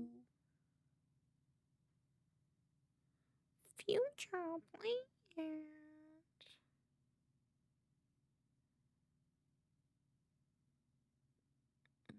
That's so good. I'm gonna save this and then I'm gonna tone it off. And then I'm going put this. Oh wait, I forgot I did the other thing too. Oh my goodness. Here is the vid. Stat sheet coming. One tick. I just gotta go to the other computer because I did on the other computer. Other computer. Other computer. Computer, computer. A booter, booter, booter. A booter, booter. A booter, booter, booter. Oh wait. I just realized. Okay, wait. I need Kiwi. Are you alive? I don't think Rhino's alive, so I don't know. But Kiwi's really the only one that I watch One Piece with here, so it's like really matter. We can watch TikToks tonight because if you guys want, because like I'm not gonna be able to watch One Piece this weekend because it's Sim's birthday. It's the mod. Sim, it's her birthday. I want to take him out for food. I'm clicking on the wrong buttons. The high is hitting me really hard. I think it's because I didn't have a snack today. Okay. You do have to get your stories approved by people who run the page to upload, though, which has probably helped it. Yeah, no, creature featuring the creature. Yeah, that's what I imagine.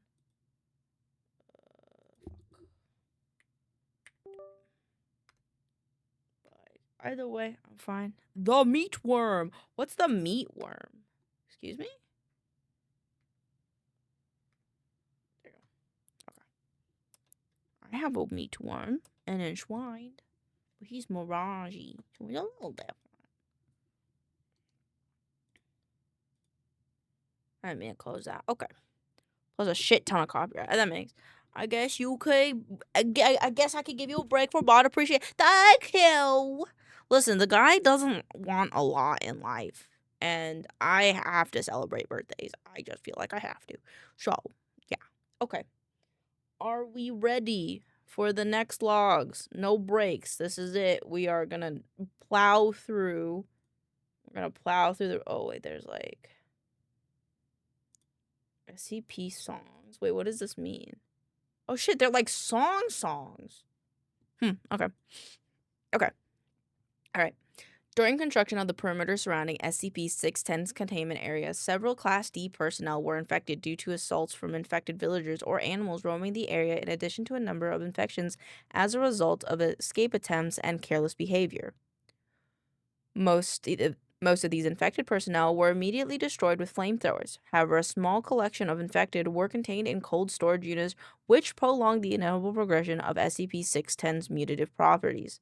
The decision was made to utilize some of these infected personnel as video relays and dispatched them into the nearby sites.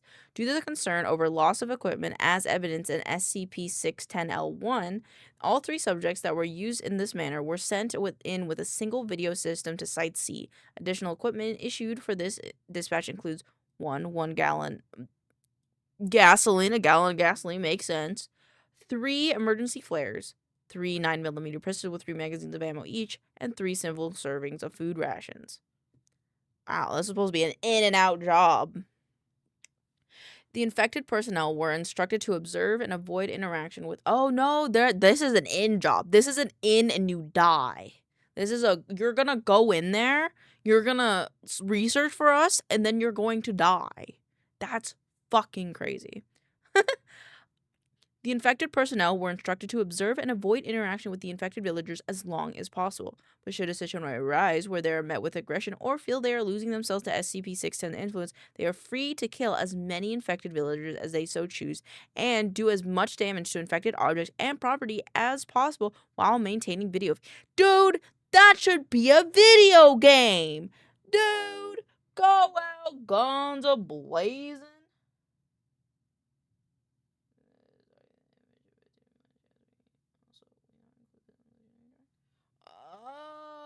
Oh. I didn't. Here's some stuff to last how long? Until we don't need you. Ah, that's what I'm saying. That's fucking crazy. Do we have PNGs?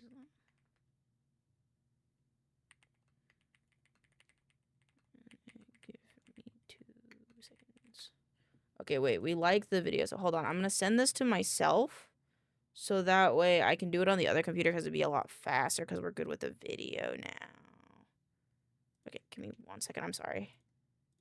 I'm sorry. Boss wants this done for tomorrow. I'm really sorry. Dude, that's fucking crazy. Like, I get, like, in terms of, like, science, like, they do this in, they talk about, like, this kind of, like, standpoint of, like, scientists, like, not caring about life in terms of, like, oh, you're gonna do this thing for us, and if you die, it's in the name of science. Like, kind of, like, disregard of, like, I would say, I guess, the disregard for a human's life in that way. And it's, like, it makes sense because, like, there has to be sacrifices for, for the greater good of science, but at the same time, it's like, damn, dude. Holy shit. Okay, I gotta lighten them up a little bit. Okay, that is because of not that. That is because of makes it more saturated. I think this the one, the brightness. Wait, hold on. Not that one.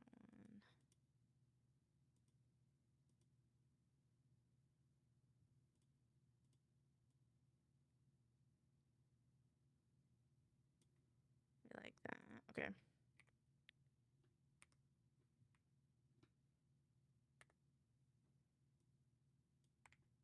I'm bringing this here. I'm too high to think. How dis for lightness. I'm gonna go grab the other one. 2D. You're an instrument of science. That's why you're a number and not a name. Cruel but very cool story. Yeah, I definitely think so. I definitely feel like it gives like that insider perspective that you don't get, because you know a lot of people got empathy. Copy image. Okay, if that's the case, we gotta scoot this guy over a little bit.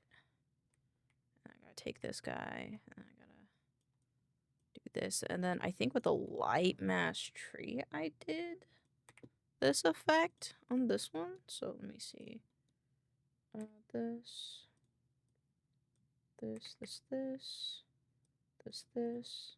Hard light 100.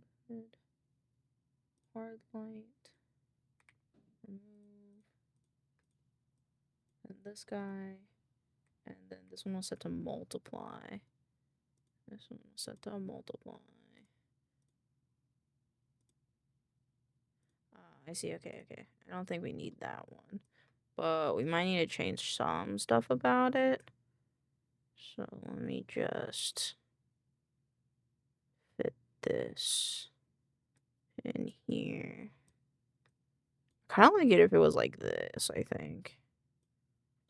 And then if we could like tilt this worm just a little bit, I think that would be really interesting. And we could move this down a bit. Well, kind of fits there quite nicely, doesn't it?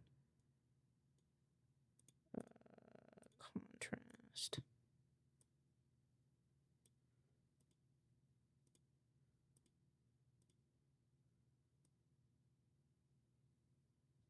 There we go.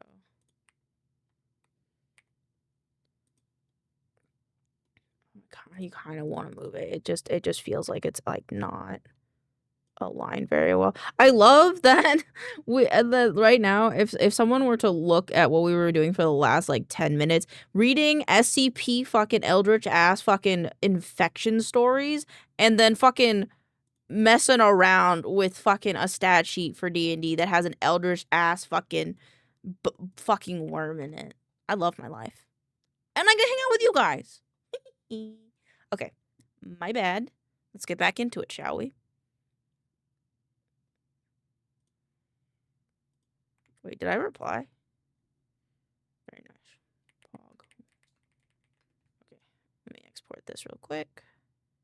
Export, PDF, enshrine, current spread. Export. I gotta go pick up McDonald's. Okie dokie. I will miss you. Have fun picking up at McDonald's. Okay, that will open on my computer. Okay. Oh my god. Okay, well, it opened. Okay, well. Enshrine, 2D. This one, this one, this one, this one. Then I will delete the previous one. There we go. Okay. Okay, fuck yeah. The fucking kill everything. You get infected, kill everything. I fucking love that shit. I'll put you over here. Okay. The intent of this order was to provide data of SCP-610 infected communities in a raid situation so a plan of eradication could be better established. At the time of this expedition, Site C was suspected to be a possible origin post for SCP-610. SCP-610. Having far fewer mobile infected than other sites, as well as structures which appear to have been layered over several times with the terraforming effects of the immobile infected. Dispatch Class D personnel, known henceforth as DI-1, DI-2, and DI-3, were directed to pay particular attention to anything that could be considered an origin point for SCP-610. The trek from our perimeter... perimeter? Is that how you say perimeter? Perimeter camp to Site C was uneventful. There was no evidence of any native animal life in the area. As Site C is approached, there is a noticeable rise in the temperature within the last 30 meters of the trip that necessitates removal of the heavy cold base coverings that they were provided. The temperature rises again sharply at the center of the Site C proper, which requires a further shedding of garments for the fear of heat stroke. Site C is described as being heavily humid at around 82 degrees Fahrenheit or 32 degrees Celsius. Jeez. One of the first immediately noticed traits about Site C is an array of immobile pylons, which encircles what is believed to be the entry site of, which encircles what is believed to be the entry of the site. Separated by a apparent distance of 5 to 6 meters, each pylon appears to be 2 to 4 infected persons fused together in one spot.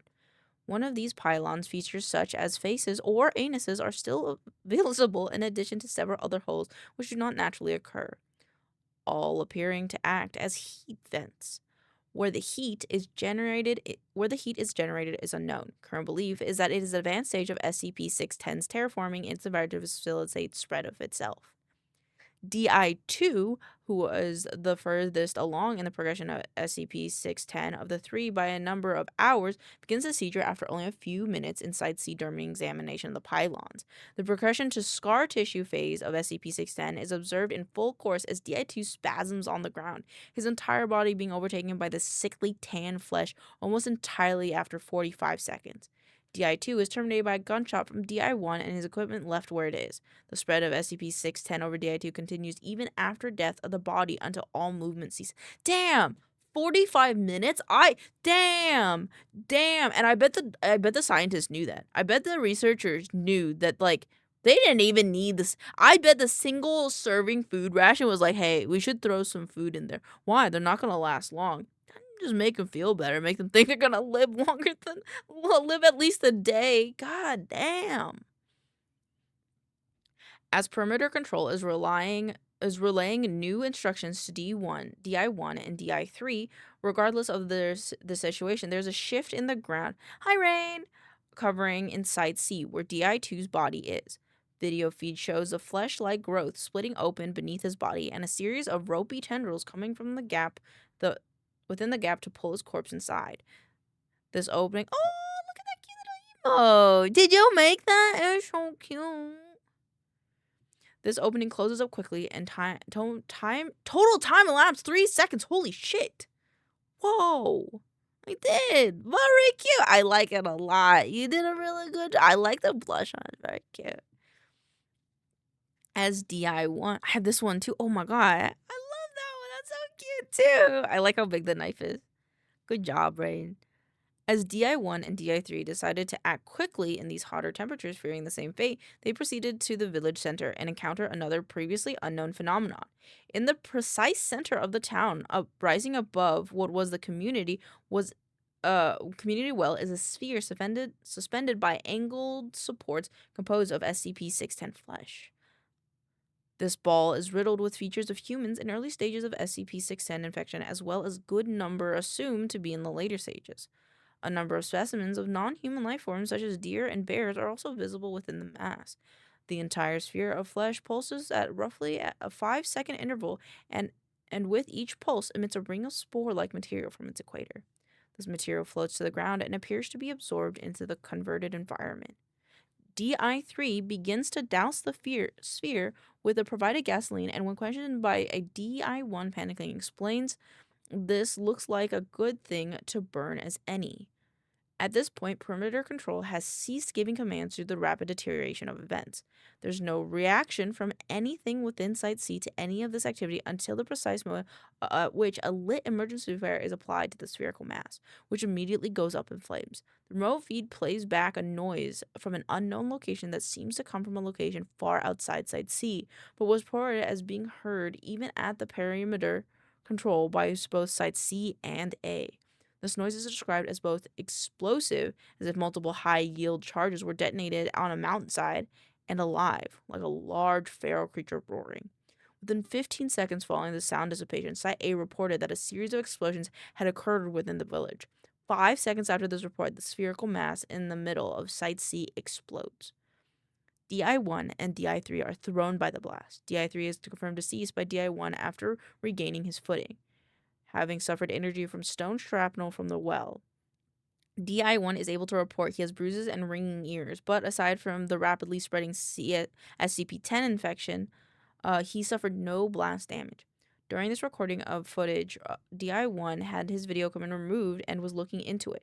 Due to the angle of recording, it is unknown precisely what occurred in Site C, but something draws DI1's attention back to the center of town, where he stares for several moments, then is pulled in the opposite direction, the video equipment falling to the ground and recording in a skyward direction.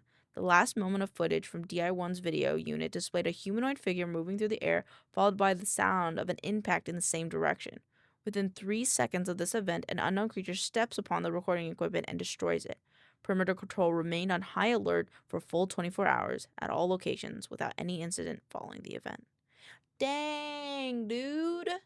That could mean it's like a hive mind thing. And so maybe like it was sacrificing like parts of its. That probably means these sites are connected, no? I feel like that probably means these sites are connected. And that, like, there are, like, mom bits, right? Like, the main bits. And the main bits, like, if they get attacked, can put some of that, like, instead of protecting the whole hive, it's just like, I will kill off parts of myself to keep protecting myself. But then when the damage becomes too extreme, it explodes itself because the loss of it is greater, is lesser than the loss of, like, a whole ass site. Okay.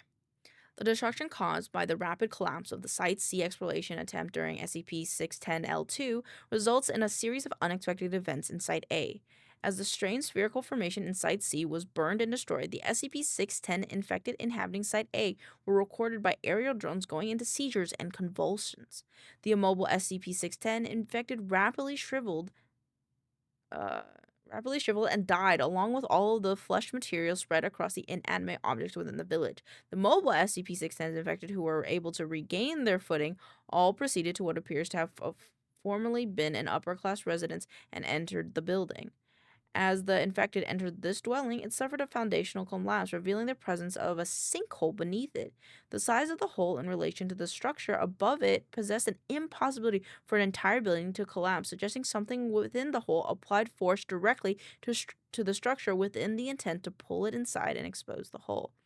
I could be thinking of the wrong SCP, but I remember something about flesh tunnels underground, a wide network, are all connected. Maybe that's part of this.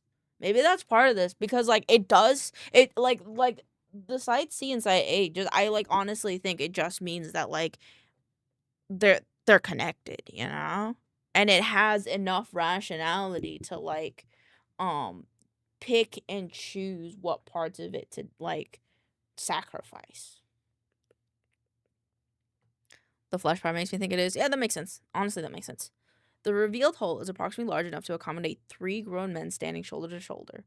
Light sources applied by remote drones failed to penetrate further than 4 meters deep into the hole. Wink. Objects dropped into the hole do not produce an impact sound, suggesting a bottom potentially more than 1,000 meters down. Research of the exterior of the Site A hole was only able to be carried out for 2-hour times. Sample of the atmosphere in Site A indicated a complete death of SCP-610 related materials. All infectious life that did not evacuate into the hole died above ground and quickly became shriveled husk. Manned exploration of Site A was approved and commenced immediately. In the span of 30 minutes, a total of 3 researcher teams consisting of 2 to 3 research staff and 4 to 5 armed escorts each were dispatched and setting up stations within the remains of the village. The samples of deceased SCP-610 infected and converted matter were sent back to Perimeter HQ for processing and transport. One team was able to recover a small sample of still living SCP-610 tissue substance from a building and pack it up for research. Within the second of an hour of excavation, Site A series of echo reverberation units were set up surrounding the hole with the intent of getting an accurate mapping of the hole and possible branch tunnels. At the end of the second hour, before the echo units could be activated, seismic activity began to occur within Site A. 2 teams of the original 3 remained on site, the third en route back to Perimeter HQ with samples.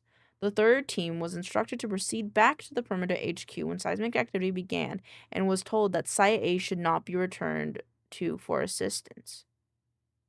Oh, man. Samples. 2 of the original... Okay, so 2 of the teams stayed. Then was instructed to proceed back to... So the should not be returned to for assistance. So they left them. They left them when that happened.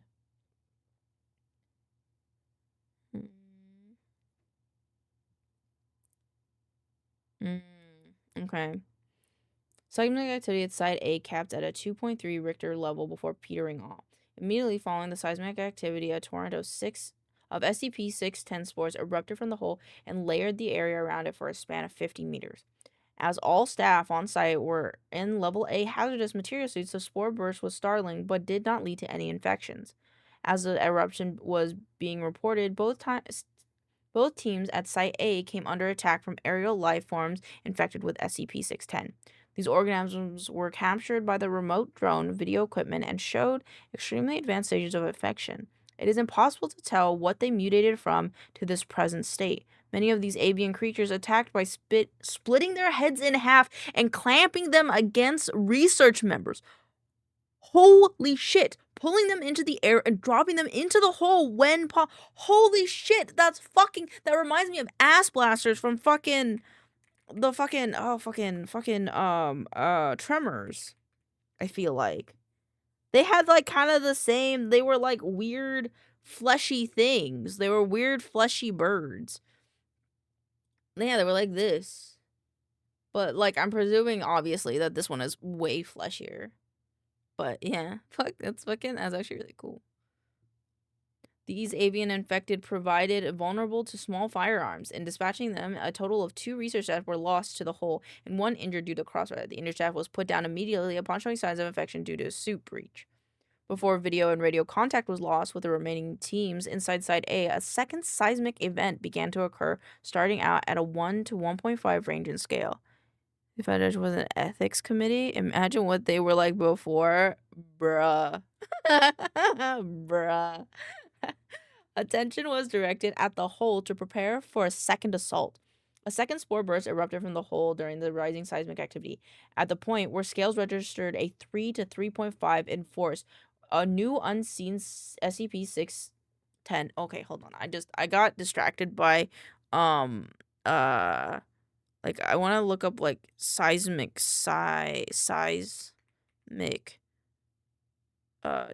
tremor.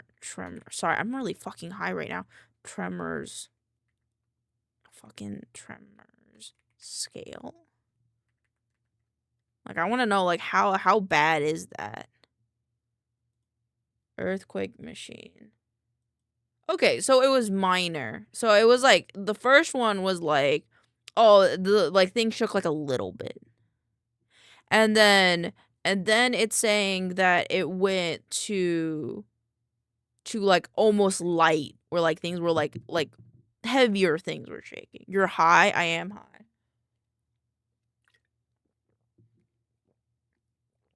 Nom, nom, nom, nom, nom. Here, I'll help sell it. Hold on. This will make it easier to know.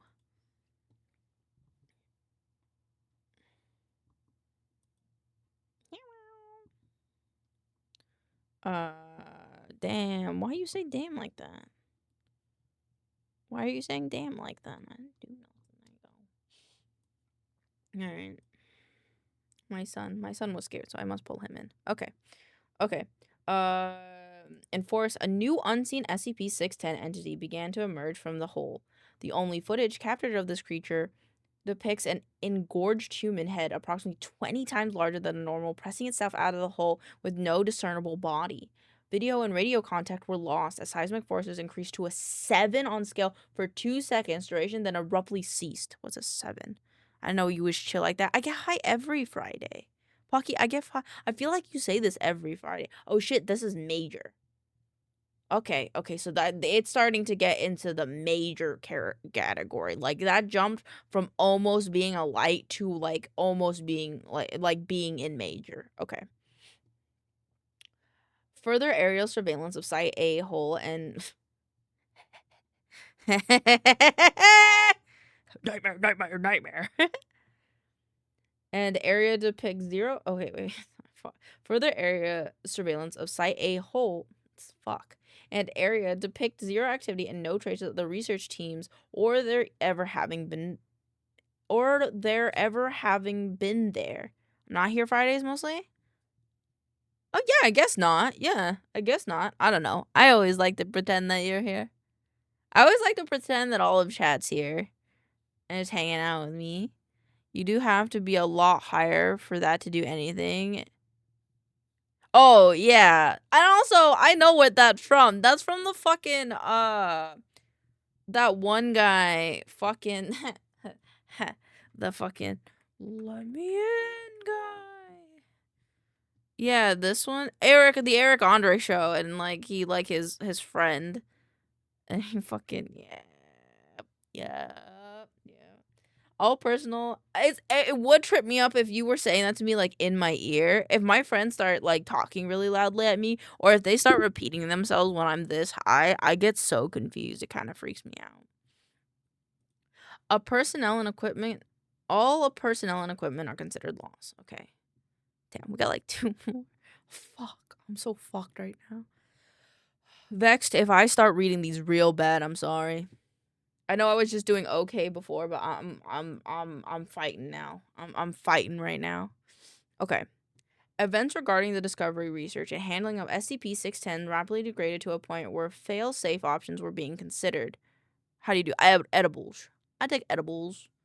I just took some Gron pearls right now. Gron pearls. You can do it. Thank you. I take these ones. They're indicas. Which one do I have? I have the raspberry lemonade one. This one. Is it sativa? It is sativa, actually. I don't like the indicas. That make me think too much. Okay. For over 1 hour, nothing further had happened at Site A following the loss of the research teams during the seismic activity in SCP-610-L3 and subsequent contact with previously unseen SCP-610 lifeforms.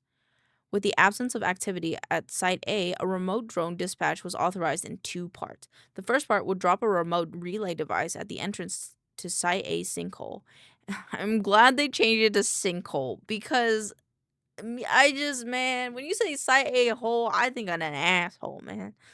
Site A sinkhole, and the second part would dispatch a drone into the hole directly to relay its status to the remote relay for transmission back to HQ. Drones on site were powered by solar energy with battery maintaining for a 4-hour charge. Attaches the video log recovered from the Site A sinkhole drone before its loss. I'm glad they didn't give it a name. Video feed activated. Researchers' faces seen looking into the camera, applying a polished cloth to the lens. This is explorative drone SCP-6110-1 coming online. Systems checkout. Video confirmed. Feed is good to relay station. We are testing rotors now and deploying if successful. The sound of helicopter blades started up as the video feed begins to lift in the air. Camera tilts left and right to test pan features, then directs itself towards Site A sinkhole. Video feed is go. Engines are go. Lights are green. All right. Sending drone now. Sorry if you heard that burp. I'm really sorry. It was bigger than I thought it would be. Also, I'm going to start doing, when it's like in quotations, I want to start doing voices. Audio from the outside world fades away as camera angles itself down, peers into the darkness within the sinkhole. After approximately 2 minutes of descendants lights on, the drone activates and illuminates a roughly dug shaft. Initially, it is unclear what could have created the hole, but at a glance, it would appear the shaft was created by a single event rather than dug over time. At 15-meter descent, there are traces of SCP-610 material attached to the dirt and stuck to rocks. The material is dormant but retains its texture and appearance, unlike samples from the above ground level, which shrivel and dry rapidly. There is a possible connection with this material and the events last recorded during SCP-610-L3. Descent continues. At 100 meters in depth, branch tunnels become visible in the walls of the sinkhole. Panning of the camera reveals small tunnels branching out at apparently random intervals, but which are not restricted to any one side of the hole. These tunnels are considered too small for any useful exploration to occur. Descent continues. Increase the density of SCP-610 material on walls is noted as depth increase. They should have dropped little bombs, right? They should have dropped like little bombs like throughout. But I guess it's like if they kill it, come on, they knew what they were right. Probably giggling the whole, probably a little bit, man. Probably a little bit. They should have, I guess, like, I understand why they wouldn't want to kill it for, like, research purposes, but it's kind of like, it would have been, like, interesting if, like, as they were, like, uncovering this, like, eldritch secret, if they, like, dropped bombs in it, right, and then, like, killed it, or, like, lit it on fire, but then, like, I guess comes, like, the question and, like, concern of, like, well, is that gonna destroy cities? Like, how far does this go? Because it clearly held up an entire building. So, it's, it's just a food for thought. At 250 meters, the bottom of the sinkhole becomes visible and the tunnel slopes sharply, suggesting unnatural formation, which was already suspected. Drone video ships to illuminate this tunnel, and drone proceeds forward to the area.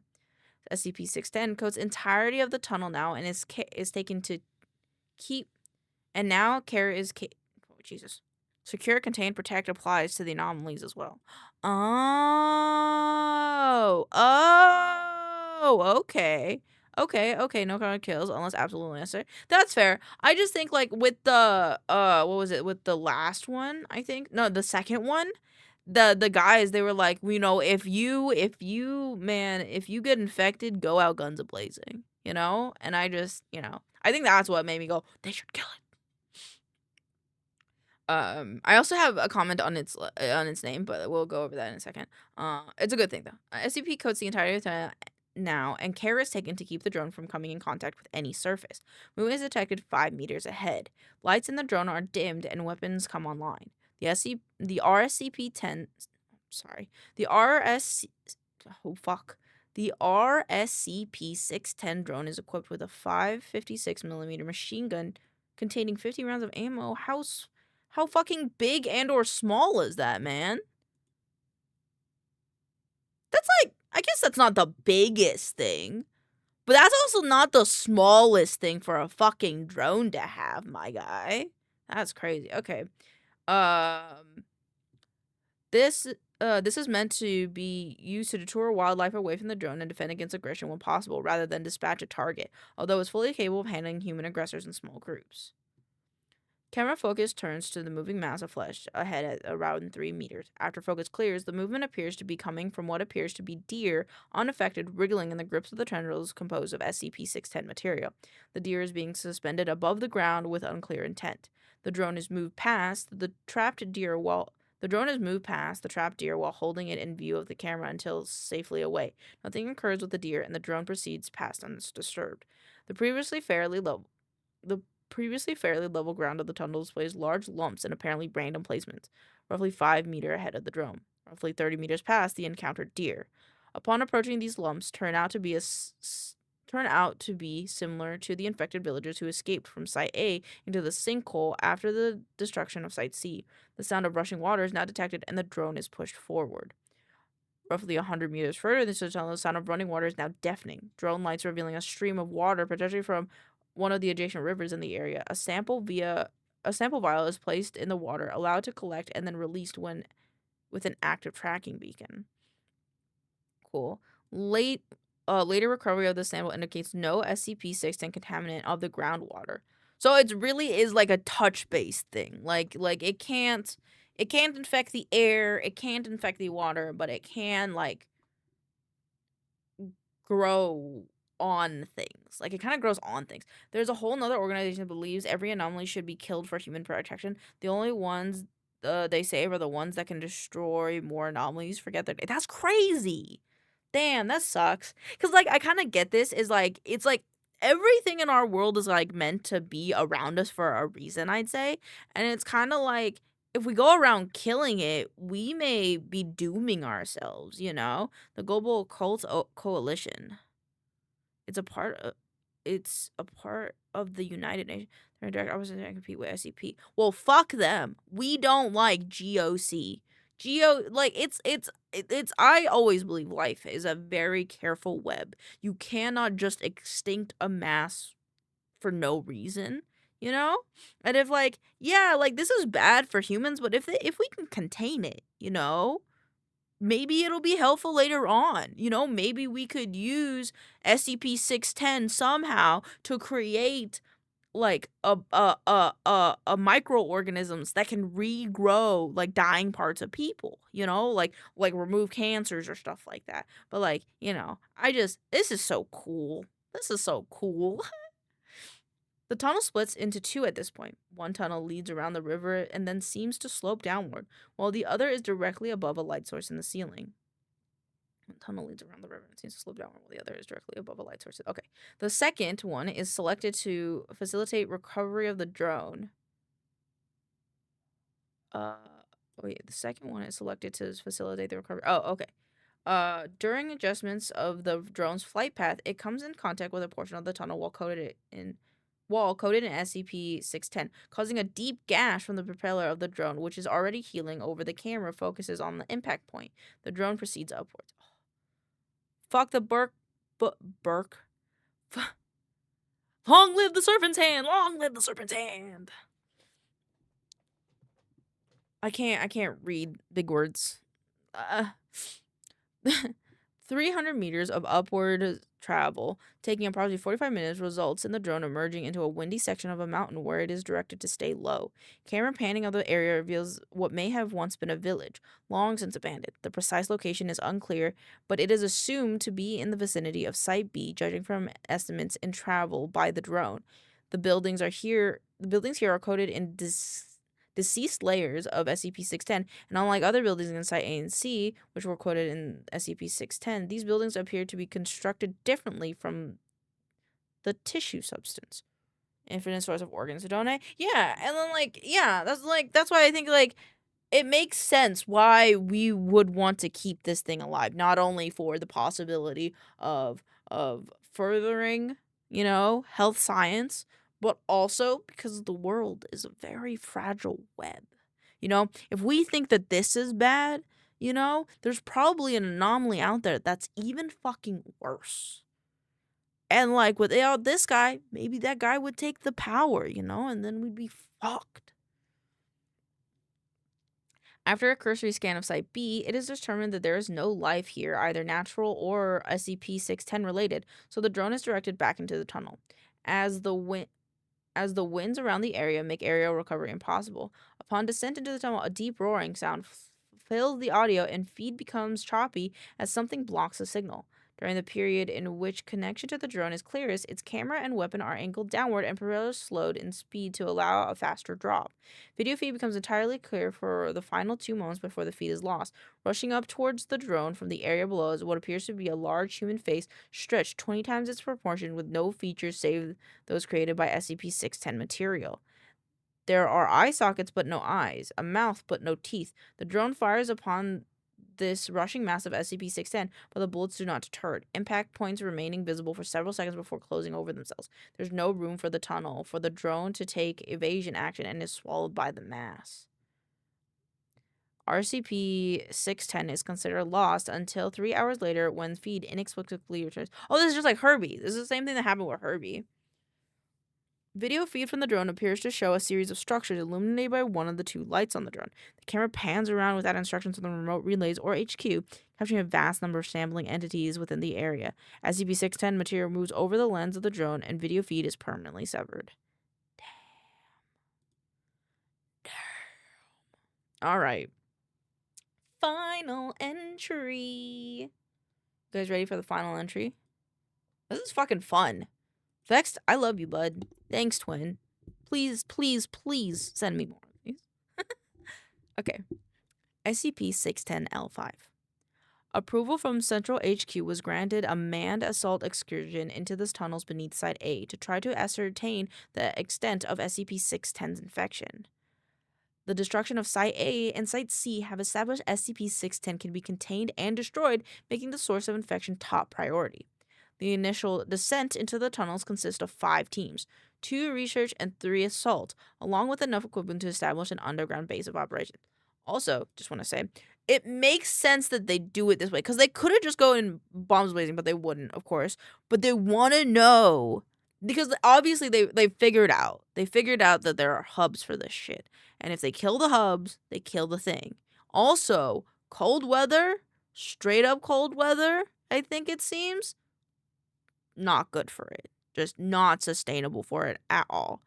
And so I think now that they know, right, what they're kind of up against in a way, or at least to what they believe, they can then call back the areas that for example, they can fully call Site A and Site C and just keep Site B if that's the source of it, and then just keep that as a contained area, so that way it doesn't spread, but also they can have it controlled. And for example, if someone gets infected, they can maybe fix it or something. Okay. Descent into tunnels was established by using pulley systems and a lift to move equipment. Assault teams were the first to descend, armed with flame units to clean SCP-610 out of the area. All teams were able to descend without incident, and flame units took point, providing an undisturbed journey toward the water source, where our SCP-610 drone was lost. Yeah, so they're kind of we're gonna call this shit if it's absolutely fucked, Wait, I'm also curious about one more thing about it. But they're like, okay, so we can cleanse this shit and then we can contain it once it's like a little baby, like maybe like a fistula size of SCP-610, you know? I think that's cool. SCP what was it called? It's like SCP levels. Hold on. Object class. SCP object class. I want to see like an image. Oh, okay, so save. Oh my god, I thought Keter was gonna be higher on this list. Uh-oh. Uh-oh. Okay, so safe, Euclid, Keter, Thaumal, explained, neutralize, unknown esoteric, and Apollyon. I want to read Apollyon. Keter is the most dangerous? Oh, okay, good. Cause that kind of sounded like it. Like the ones that we've been like reading, I felt like were pretty like big. Safe, easily and safely contained. Requires more to contain. Keter, very difficult. Yeah. That makes sense. But I'm wondering because now we're in the part of the story where it's kind of like, well, we kind of figured out how to contain it. You know, maybe, like maybe we can contain it, but it's Keter class, which means it's still hard. There's something else here. Ideally, they want to cull until it's small enough to put inside a box in one of the foundations. Yeah, that makes sense. They may mean it used to contain something else. What? Uncontainable and very dangerous. Damn. Okay, so that means... Is this one real? Because I know there's SCP games, and I don't know if that's, like, real. Oh, wait, there's this one. Oh, okay. Maybe I can look at this. Oh. Yes, that chart is good. Okay, cool. Okay, and then there's pending. So okay, yeah, they don't know. Explain, now explainable by science, understandable, like it's not a problem. It's whatever. Esoteric, none of the above. Okay. Secondary class. Some SCPs are just objects that come in very handy. That makes sense. Apollyon, uncontainable and world ending. Makes sense. Archon can be contained but ought not to be. Okay, that makes sense because some things are better out to just roam. Sir Nunos cannot be contained ethically or logically. Okay, that's not something that I thought that would be a classification for. Hymeal, two anomalies containing each other. Interesting. I like a lot of these classifications. Like, it'd be very interesting to see how, like, some of these would play out into, like, a story. Tiamat, fucking love that, can be contained through warfare. Okay, so they know. Okay. Wait. But, like, wouldn't that fall under Cernunnos, though? Of, like, cannot be contained ethically? I guess maybe they see warfare as an ethical thing, I guess. Like, if, like, by force you could. And there's, like, a reason to, I guess. Ticonderoga does not seem to be contained. So it's just a thing that exists, I presume. And then Thaumal used to contain other SCPs. And, Thaumal, yeah. The SCP is a world largest... Okay, so they just see it, then they just see warfare as just like whatever. Just whatever. Just a thing. Yeah, damn. I mean, that makes sense. They're like taking Class D people and just guinea pigging them. Okay. This makes sense. Cool. Okay. Base camp for underground SCP-610 operations reside at the bottom of a three-way junction. Base camp for underground SCP operations reside at the bottom of a three-way junction. 4 if the water flow is included. The first pathway is that which led from Site A to Cavern HQ. SCP ethics aren't the same as ours. If it was, the ethics committee would try and shut everything down. Fair. The second is pathway to the ruined village. I just popped my wrist. Sorry. The second is the pathway to the ruined village residing in the mountain. Oh, this is a central point, it seems. For Site A to the ruined village residing in the mountains above where RSPC-10 was destroyed. So that one's Site B.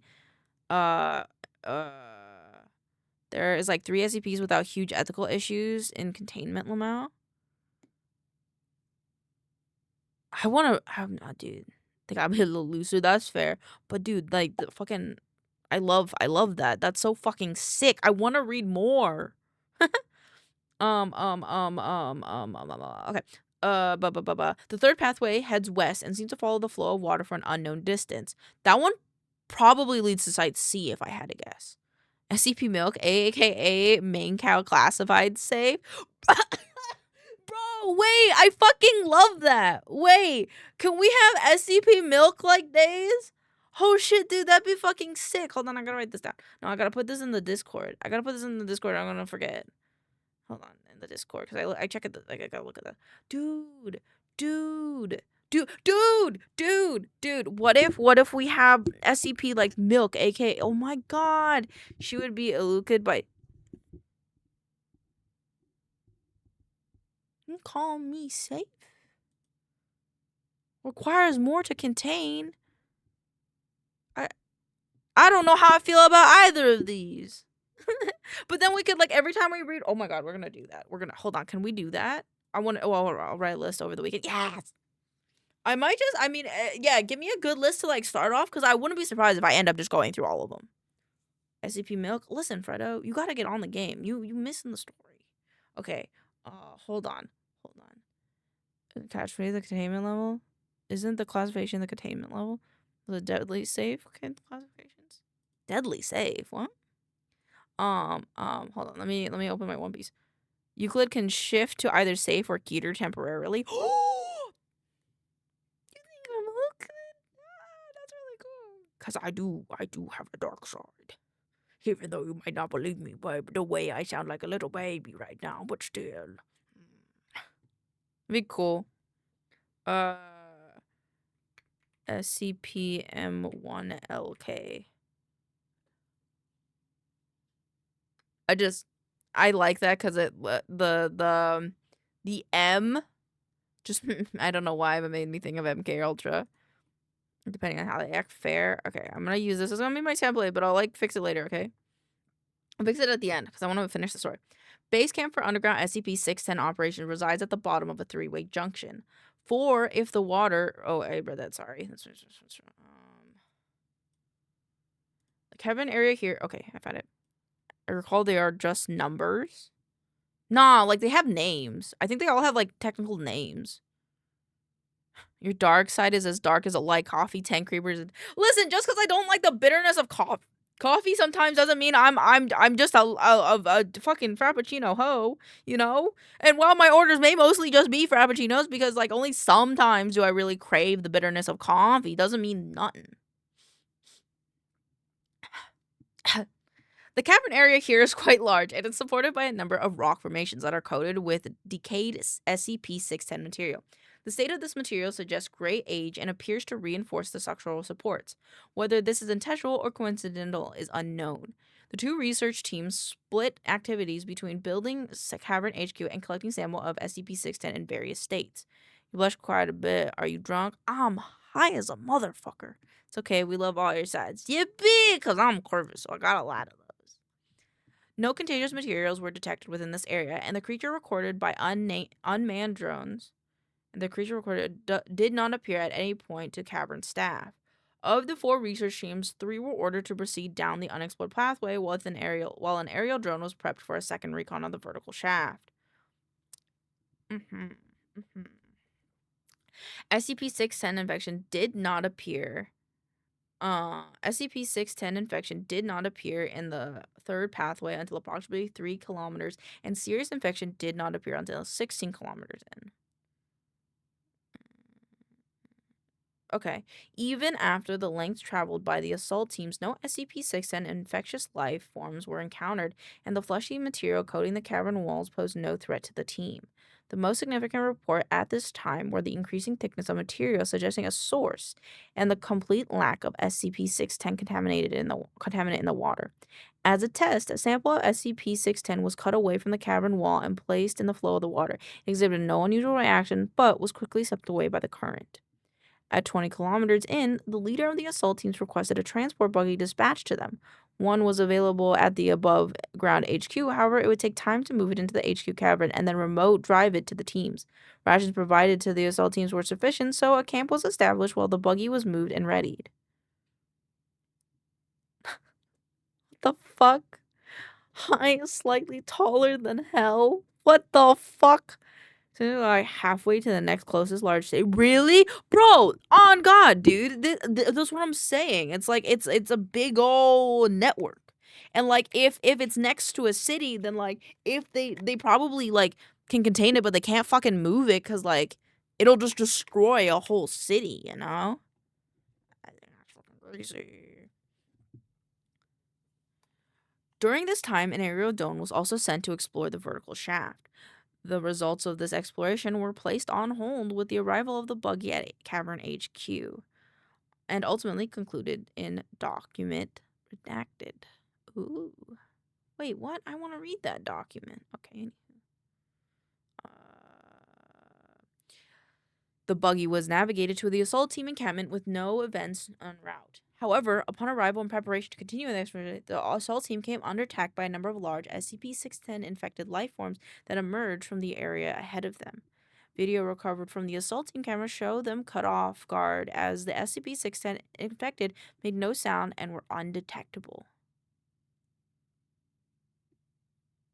Ooh. On one film, for 1 to 2 seconds, it appears that some of the creatures are coming out of the SCP-610 materials on the wall, not emerging from them so much as being created by the material and then breaking away to act independently. During this assault, in an attempt to protect the buggy, redacted members were lost to the water current and contact with them was lost. Contact was regained, however, and is recorded in SCP-610-L6. The remainder of the assault team now consisted of 3 members armed with a single flame unit. Use of this unit to repel the assault provided vital as standard firearms did minimal damage to the infectious creature. These infected creatures show minimal traits to associate them with any form of life in the region, giving rise to the belief that they may have been spawned by SCP-610 infection itself as a form of defense. No further casualties were suffered during the raid, and remaining members managed to eliminate all attacking infected, allowing them to continue with exploration with added orders to attempt to locate lost team members. At further 20 kilometers into the tunnel, the river separated from the tunnel pathway, and the team was instructed to abandon the recovery order given the inability to navigate the water safely. Damn. A total time of redacted passed before the remaining assault team reached an end in the terminal. At the perimeter of the area in the area now known as Site B, the team came under assault again from a smaller number of SCP-610s that were much larger in size. These infected appeared in the tunnel as if they were lying in wait for the approaching team. The creatures were dispatched using the flame unit, although all the fuel for the unit was expended in this act. The assault team was now limited to standard weapons and short-range personal flame units. A time lapse of 5 minutes is allowed to pass before the team proceeds farther into Site B, cautious of further assaults by SCP-610 infected. The tunnel widens out what appears to have once been a village of indeterminate age. The construction of the building in this area are primitive compared to the settlements of Site A and C, and are clearly human construction. Many buildings rest at angles or slants, suggesting that they were disturbed by a cave-in. Of interest is a building that appears to be a church with a working clock tower. This building is built atop the remains of 2 older buildings that have fallen completely and has visibly stable foundation. Surrounding all structures in this area is a depression in the ground filled with substance resembling a liquefied form of SCP-610 fleshy materials. The pool moves as if acted upon by minute and unseen forces, rippling outward from invisible contact points and rolling in waves from unfelt wind. The teams avoid this pool at all times and proceed through the ruins slowly on stable foundations where possible, making the church target area. I swallowed and it filled my nose. I'm dying. Within the church are pews, and as would be expected. However, there are only 4. One of them shattered when building could accommodate as many as 20. Okay. Hi, Pancake! The 3 intact pews are arranged in 2-1 formations facing a pulpit. There is no trace of dust on any surface, the area appearing to be immaculately clean, given the location and believed age. Behind the pulpit is a hole in the floor, exposing an area SCP-610's pool beneath the building. I broke my phone screen at work. No, I'm sorry, Pookie. You could get a new if you have the money. You could get a new phone, and then you can like get a cute case and a charm. But I'm sorry if you can't, and maybe a screen protector can hold it together, maybe. Because I know screen replacements are expensive. The church and ruins appear to be uninhabited, and exploration of the church proper is uneventful until the clock tower bells toll. This tolling triggers as a shudder in the building, followed by human screams from the ceiling. Lights shown upon the ceiling reveal a large mass of SCP-610, from which descends a series of 6 wooden circles. Strapped to each circle is a living human coated entirely from neck to toe in SCP-610. Wait, hold on. Huh? The church appears to be uninhabited. Exploration of the church is uneventful until the clock tower bells toll. The toll triggers a shudder in the building, followed by human screams from the ceiling. Light shown upon the large map as SCP-610 from the area of 6 wooden circles. Wait, I don't understand. I don't understand what that means. SCP-610. Is that like the chandeliers have like it on it? Site roleplay, what the fuck? A church. They have like an image. Church interior. I don't really have an image of what the church interior would look like, which kind of sucks. I'm presuming it's a candelabra then. Strapped to each circle is a living human coated entirely from neck to toe in SCP-610, but having an exposed head which appears uninfected. Like an alien where the humans were stuck to the walls.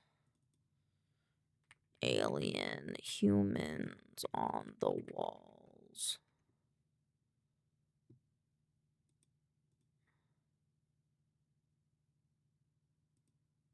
Wait, what? Movie? How long until you play Containment Breach? How many monsters are in there? Cause like I'll read them all, and then if I play it, it'd be really cool. That's what I think it is, though.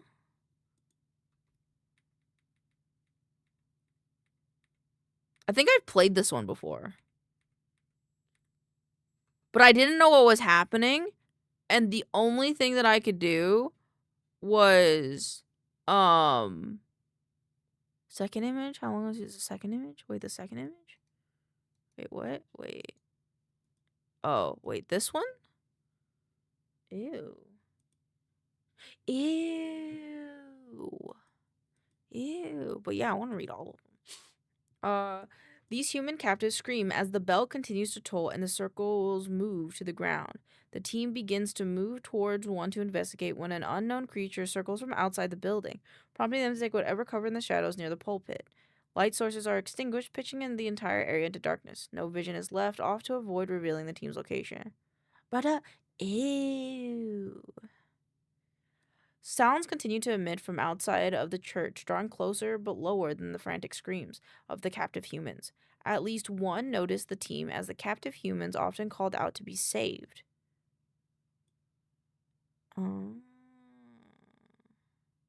From the entrance of the church, a candle lights on one side of the doorway, then on the other side. A figure is seen holding a small torch and moving back and forth between a series of candles to light the doorway. The flame is applied to a rope coated in SCP-610, which quickly ignites and spreads to a peculiar chandelier system in the church's entrance. Smile. We don't have to read all of them. I just think Containment Breach, like... Containment Breach only has a specific amount of monsters, doesn't it? I don't think it has, like, a lot.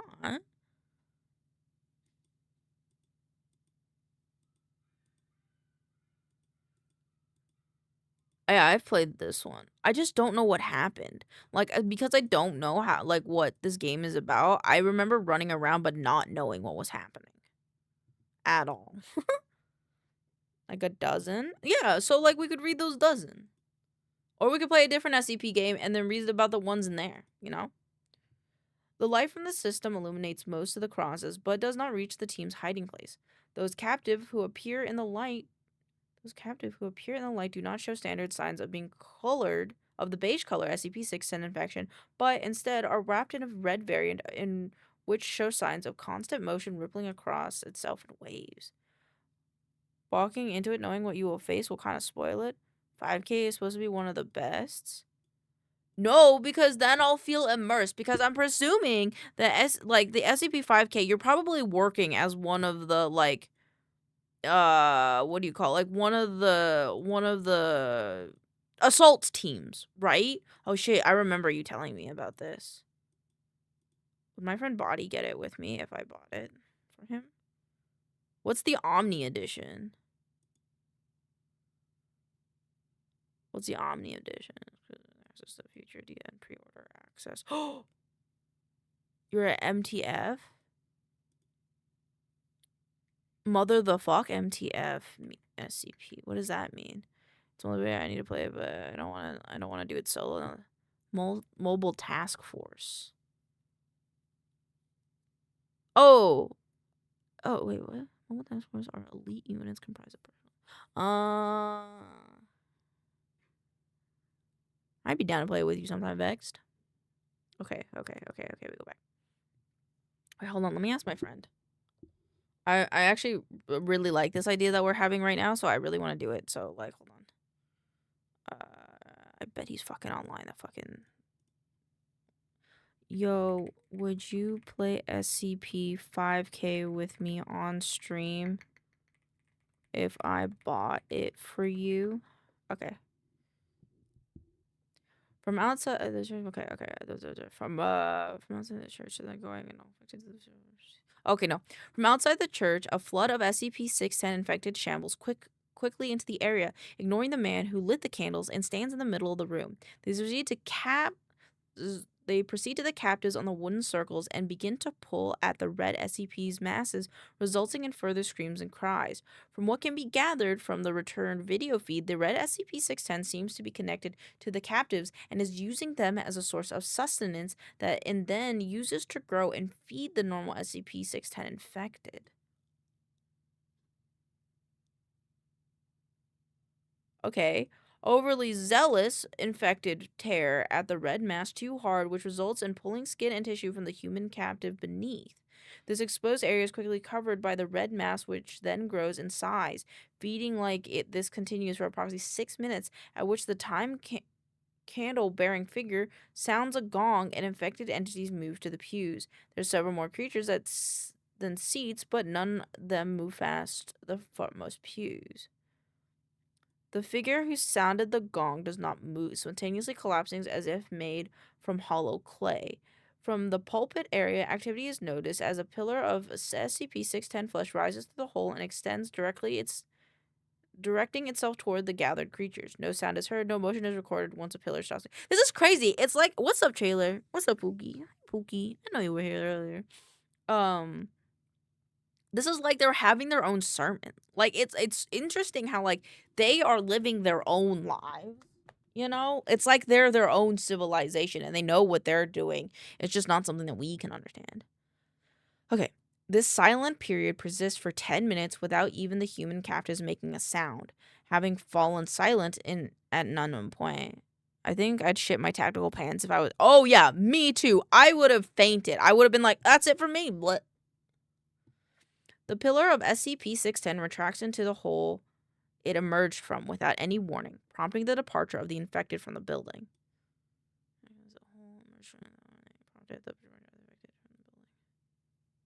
Oh, okay. The candles remain lit and the team emerges after all infected leave the area. The descended captains remain at ground level as well. All screaming seem to have ceased, but still showing signs of life with heavy breathing and movement. Upon departure from the church, camera feeds from all three members became erratic. Camera 1 ceases transmitting completely. Camera 2 shoots straight up into the air for several meters, and Camera 3 captures the member with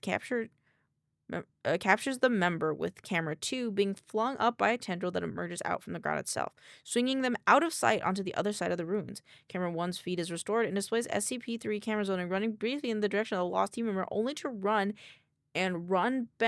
turn and run back as SCP-610 infected pour from the buildings between. Damn! That's why SCP wouldn't consider y'all. It's me. Or me. I would just die. Infected pour between the buildings. Okay. Combat ensues between the two members and the onrushing infected using assault rifles and personal flame units. Okay. Was also accidental. I was gonna say, I mean, that one would be me. I would just die. I would just poof. Successfully driving back enough of the horde to make an escape toward the buggy. Wait, combat ensues between the two members and the onrushing infected using assault rifles and personal flame units. Successfully driving back enough of the horde to make an escape toward the buggy. Passing by a building, camera 1's owner is ambushed by a figure resembling the figure who was in the church lighting the candles. Wielding a large crop scythe. Whoa. Camera 3's owner continues without pause toward the buggy location. However, the buggy is found half absorbed by SCP-610's mass covering the floor. While turning to find another way of escape, Camera 3 owner turns to find the same figure with the scythe approaching, weapon raised. 2 shots are fired and camera feed ends. 5 hours later, while final decisions are underway to decide how to contain or eradicate SCP-610 threat, time-delayed video feed from the lost team members who fell into the underground river currents was established and has been filed in SCP-610-L6. Bro! What do you mean? Does that mean they're still updating this? Bro, this was posted in 2022. We ain't never hearing more about this SCP, and that makes me so sad. God damn, dude. Shit, that's kind of fire, though. Cinema, absolutely. Absolutely, my guy. Alright, I'm gonna caboodle my high ass out of here. I'm still, don't worry, I will, hold on, wait, let me just do this, hold on. SCP logo. Transparent. Yeah, okay. Copy image. And then I'm just gonna put this here so that I remember that this is the SCP tier list, okay? And every time we read one, it's gonna be put on this tier list, right? And then the special ones, instead of getting God tier, there will be SCP Milk 1. M1 Milk.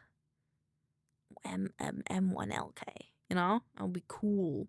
We'll do that every time, and I'll make the thing. Don't worry, I'll make the thing after I get off. But thank you guys for joining me today. I love you guys very fucking much, and I hope you have a wonderful night. Let me fucking play something else though, because it's scaring me now. Who are we rating? Oh my god, Panky got a new model. Good night. Mwah. Good night. Panky got a new model, so I'm gonna go send you to them. They're playing Resident Evil 6, which I feel like is very on, like, kind of with the flesh things, you know? Kind of with the scary flesh things. So, I love you guys very much. Have a wonderful time with Panky. We love them so much. I love you so much. I will see you guys on Monday. Please be sure to be there, or else I'll miss you. Good night. Here is the raid message. You don't have to use it if you don't want to, but I appreciate it if you did, because I know where you come from. I love you guys very much. Have a wonderful weekend, okay? I love you. Goodbye. Mwah.